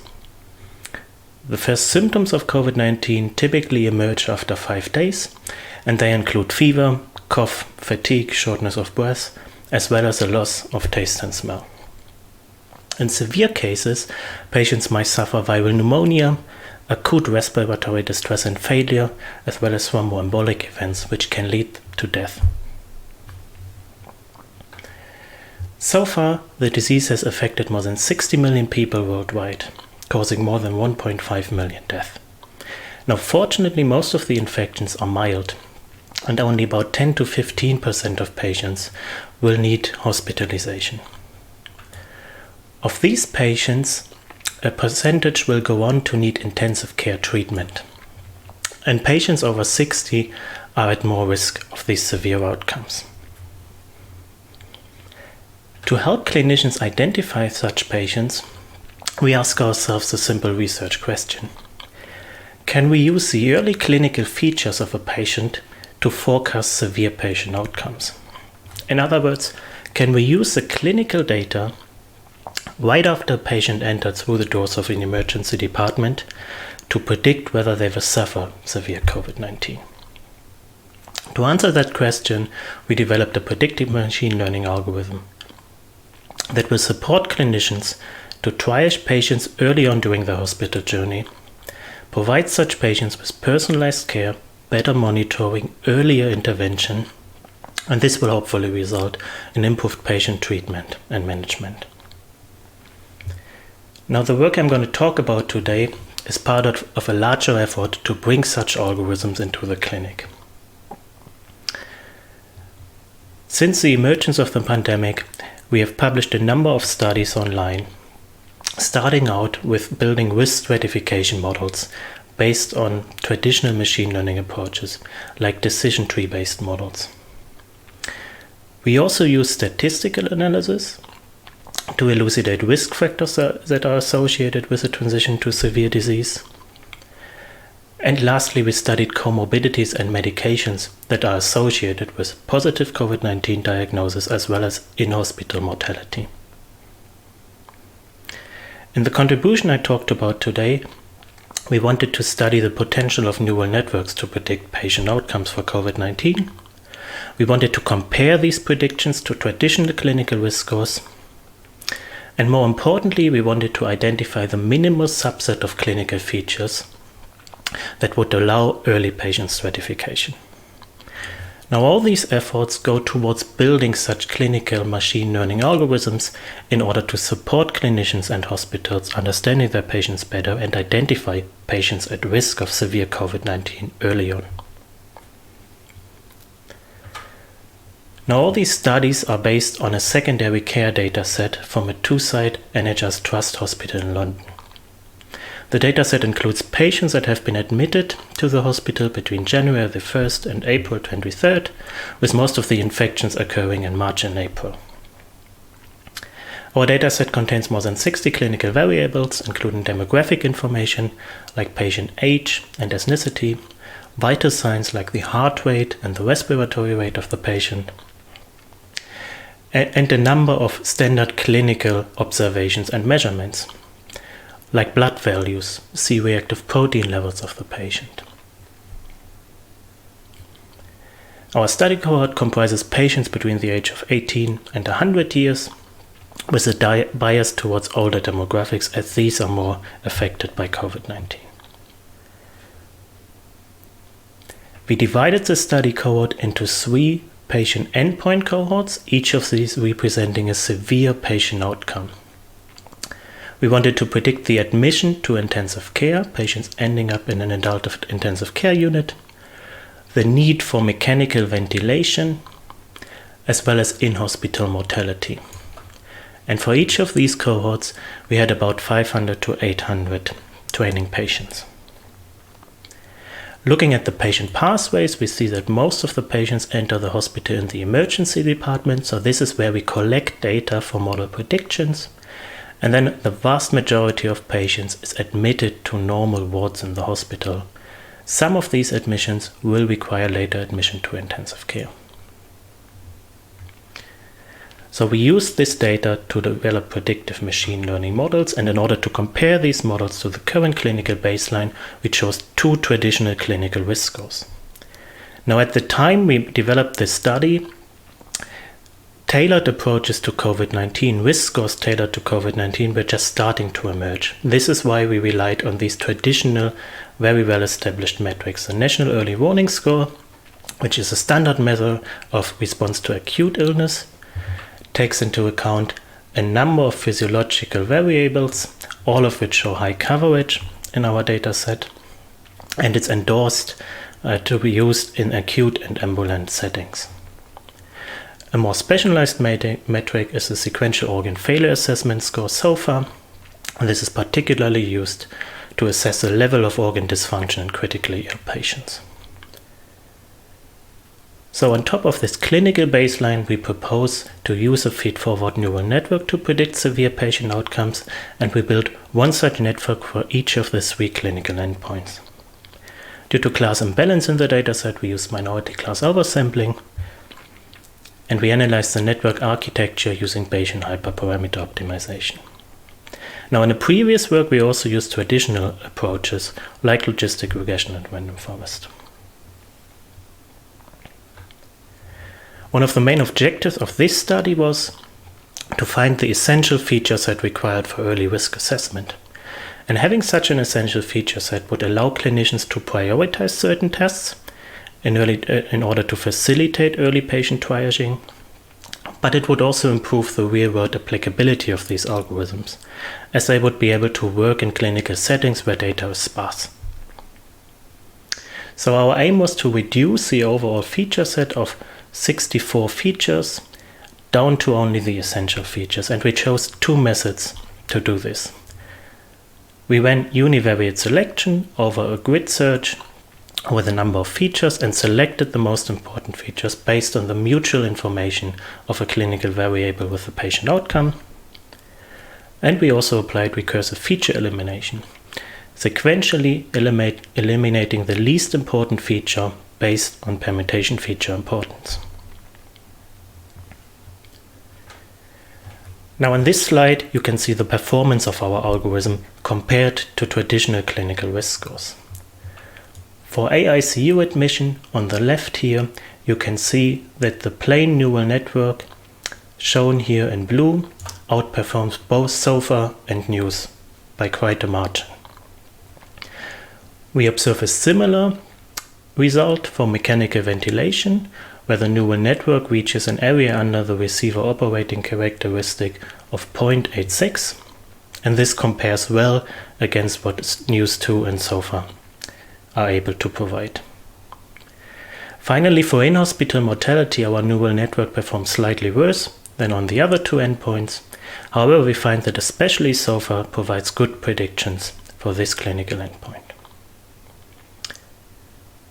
So in conclusion, the machine learning algorithm is able to outperform these two traditional risk scores for AICU admission and mechanical ventilation, and it performs on par for in-hospital mortality. But more importantly, it shows that machine learning can reliably predict severe COVID-19 patient outcomes from this very early clinical data obtained in the emergency department. We then applied our feature reduction methods, and this led to some improvement in the model performance. Applying recursive feature elimination to our network even allowed it to outperform SOFA on the mortality cohort. Now I want to go a little bit more into detail on the feature reduction. So what you can see here is a model performance over our overall feature set and when the features were reduced. And what we can observe here is that we can indeed peel away a lot of these unimportant features without loss in model performance. And this occurs up until we start reducing features that do contain important information over the endpoint, at which point model performance decreases quite rapidly. So these techniques allow us to select the smallest subset of features that is still be able to optimally predict severe clinical outcomes. If we perform these methods over the 3 patient endpoints, we find that all of these endpoints, the number of clinical features that is optimal for these endpoints varies from 5 to 15 features. But most importantly, we can show that a smaller subset of the clinical variables is indeed still be able to predict severe COVID-19 with high accuracy. So what is this clinical subset of features? As you can see here, in all these 3 outcome cohorts, patient age is retained in the final feature set. And this aligns very well with previous studies, finding consistently that patient age is an important predictor of COVID-19 outcomes. For mechanical ventilation and mortality, we also retain the ethnicity of a patient, and again, this aligns very well with previous studies showing ethnicity does predict poor patient outcomes for COVID-19. In the vital signs category, we find that especially vital signs associated with respiratory function are retained. For AICU admission and mortality, we find that the fraction of inspired oxygen is an important predictor. And across all three cohorts, the respiratory rate is also retained. This is to be expected for a respiratory infection like COVID-19. The overlap between the retained laboratory values is quite poor. However, there is a general tendency in which laboratory values end up in the final feature set. For the AICU and mechanical ventilation cohort, especially lab values that are associated with the patient's oxygenation status are retained.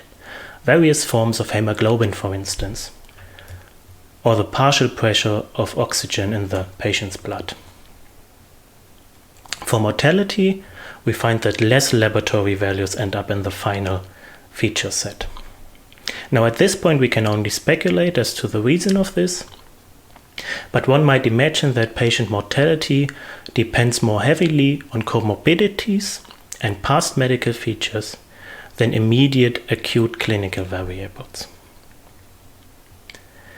But overall, with these feature reduction methods, we were able to reduce the number of features from 64 down to a more manageable subset, which may help clinicians to prioritize these tests in order to stratify patients early on during the hospital journey.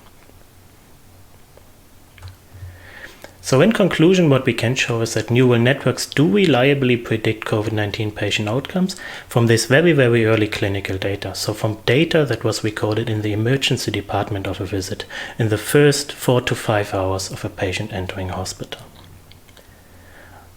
The neural networks can outperform more traditional clinical risk scores, so far in use.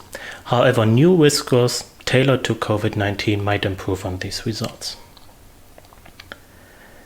We found that we were able to efficiently reduce the feature set using univariate selection and recursive feature elimination. And this allows us to provide an essential minimal set of clinical variables that the algorithm can use to predict severe COVID-19. In the final feature set, we mostly find demographic information like patient age and ethnicity retained. We find vital signs that measure the patient's oxygenation status, like respiratory rate and the fraction of inspired oxygen. And finally, we do find laboratory values that relate, again, to patient oxygenation status as well as general organ function.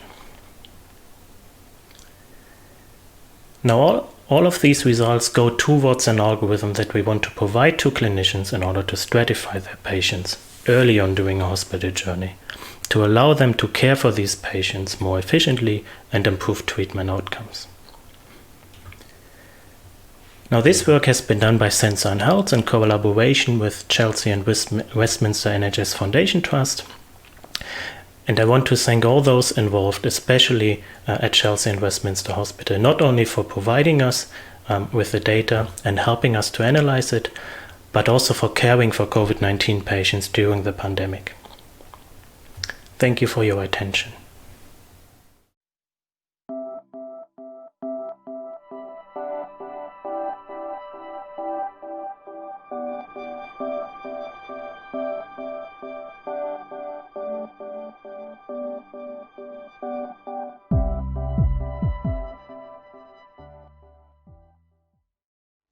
Hi, my name is Thomas Frick, and I'm presenting to you today our paper Explainable Deep Learning for Medical Time Series data.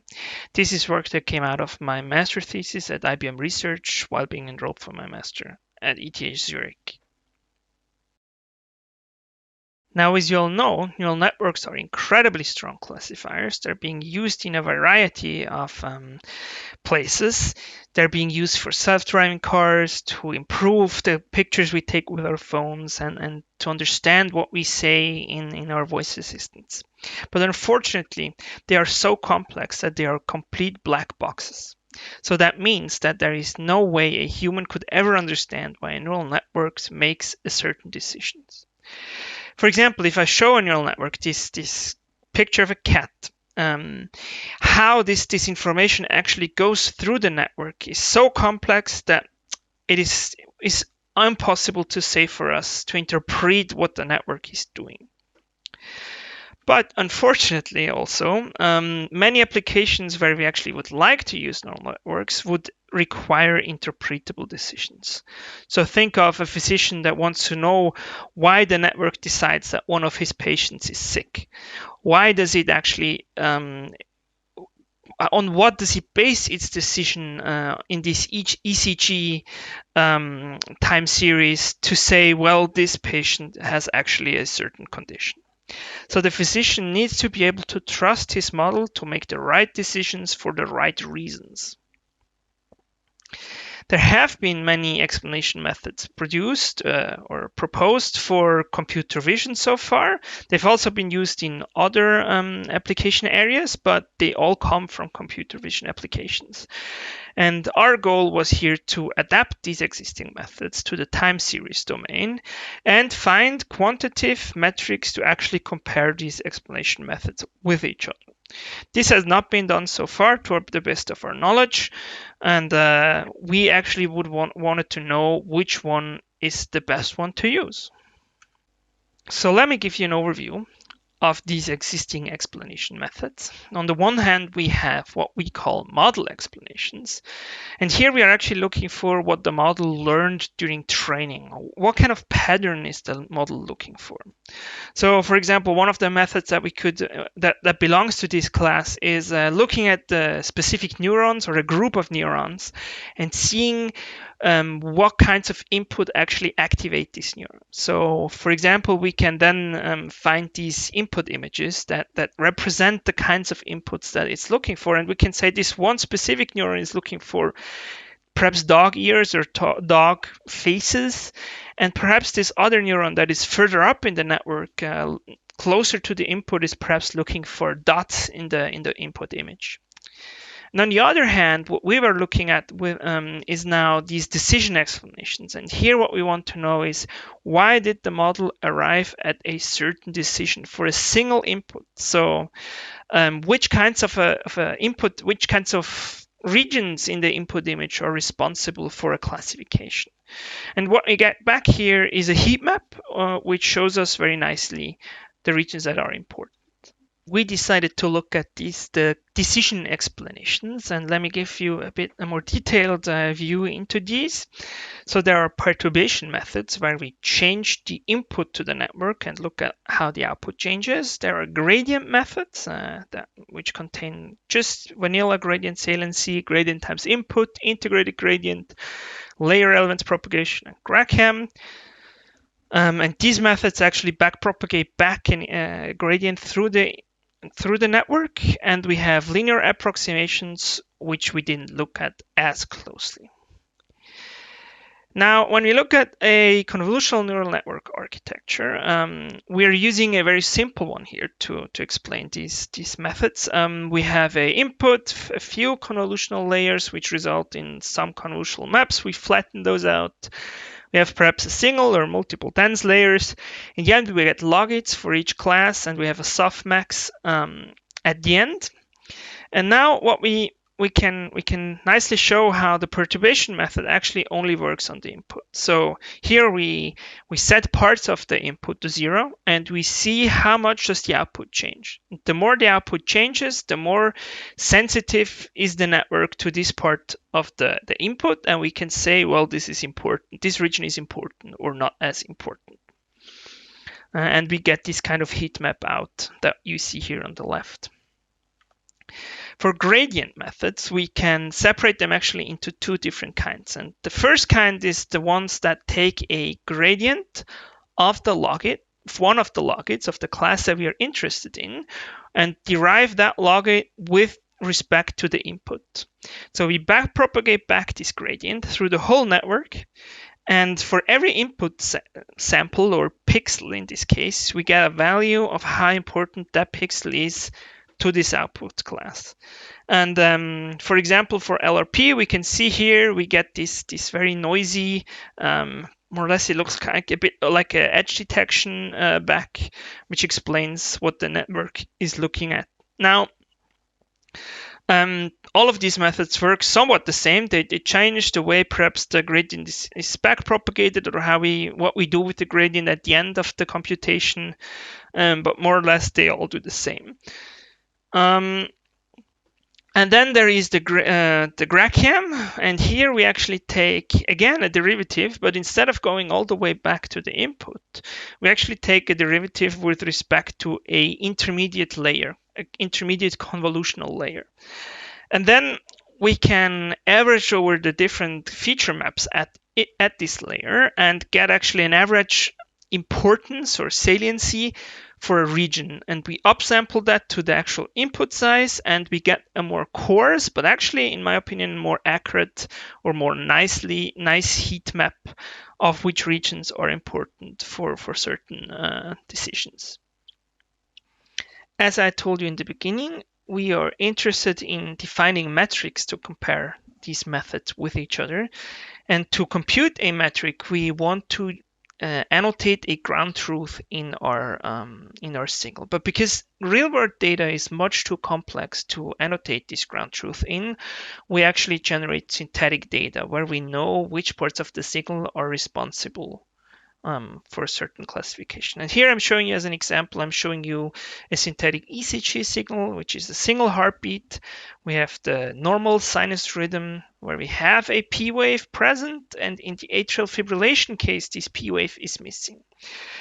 And I know this is a simplification of how it works in real life, but bear with me. Now, what we do is we annotate our explanation ground truth. And in the case where we do have a peak, we actually mark exactly the time steps where this peak is located.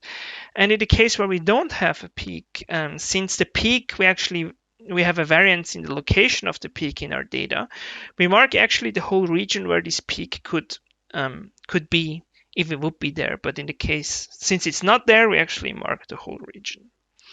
And then if we take our generated explanation, which we actually normalize to a total of 1, and we overlay them on top of each other, we can actually define our first metric, which we call the fidelity metric. And what it does here is actually, it just looks at how much of our explanation lies within the ground truth area. And this defines kind of how much, it's a simple overlap metric. And in addition, then, we define a false negative rate that defines how much of our ground truth is covered by actually explanations. So we count the number of time steps that are not covered. And together, those two, we can very well define our explanation metric, our explanation methods. So that means if we have this partial overlap, we have a fidelity score of 0.6 and a false negative rate of 0.4. But now also in the case where we have a fully contained explanation within the EET, we have a fidelity score of 1, so it means it's completely contained within the ground truth, but our false negative rate still tells us, well, it's a very narrow explanation. It doesn't cover the complete fidelity, the complete ground truth. And now, for our experiments, we actually generated many data sets with different difficulties, and we used a very simple 3-layer CNN model with a 1 fully connected output layer at the end. We trained using SGD with momentum with a bench size of 64, and we trained with 70 and 30 test split. That's very simple. On the right, you can see one of the data sets that we used, and what we see is actually that we have these even more simplified peaks than what we saw in the ECG signal before. So we have peaks up and peaks down, and on these peaks we have another level which signifies to which class it belongs. Here below you can actually also see the variation in the data set that we introduce into the data set.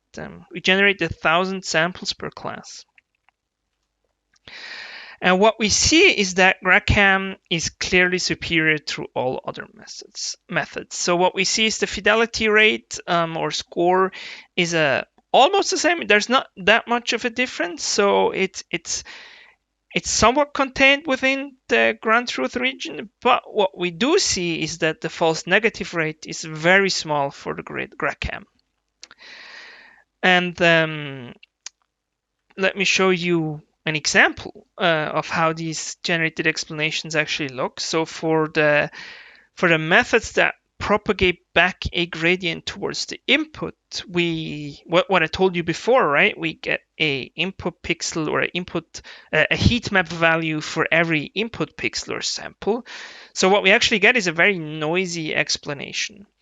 Whereas we see in the case of GRACAM or occlusion, where we actually have a more coarse explanation scale, that this very well covers less noisy, it covers more what we would call like a region explanation, right? Where it shows us which regions are important.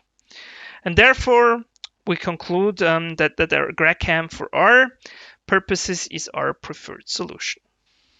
Now, in addition to these experiments, we actually did a multitude of experiments with different hyperparameters. And what we saw is actually that our explanations didn't change with many of the hyperparameters. For example, the number of CNN layers or regularization strength or the type of optimization algorithm that we used, they all stayed the same. Actually, the results you saw just now were all averaged over these hyperparameter searches.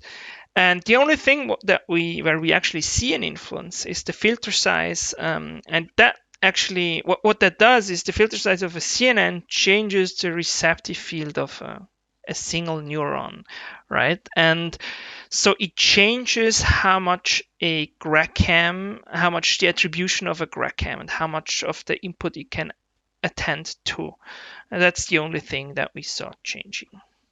And now to conclude, we clearly developed a quantitative metric to compare explanation methods and how well they perform to be in a certain region.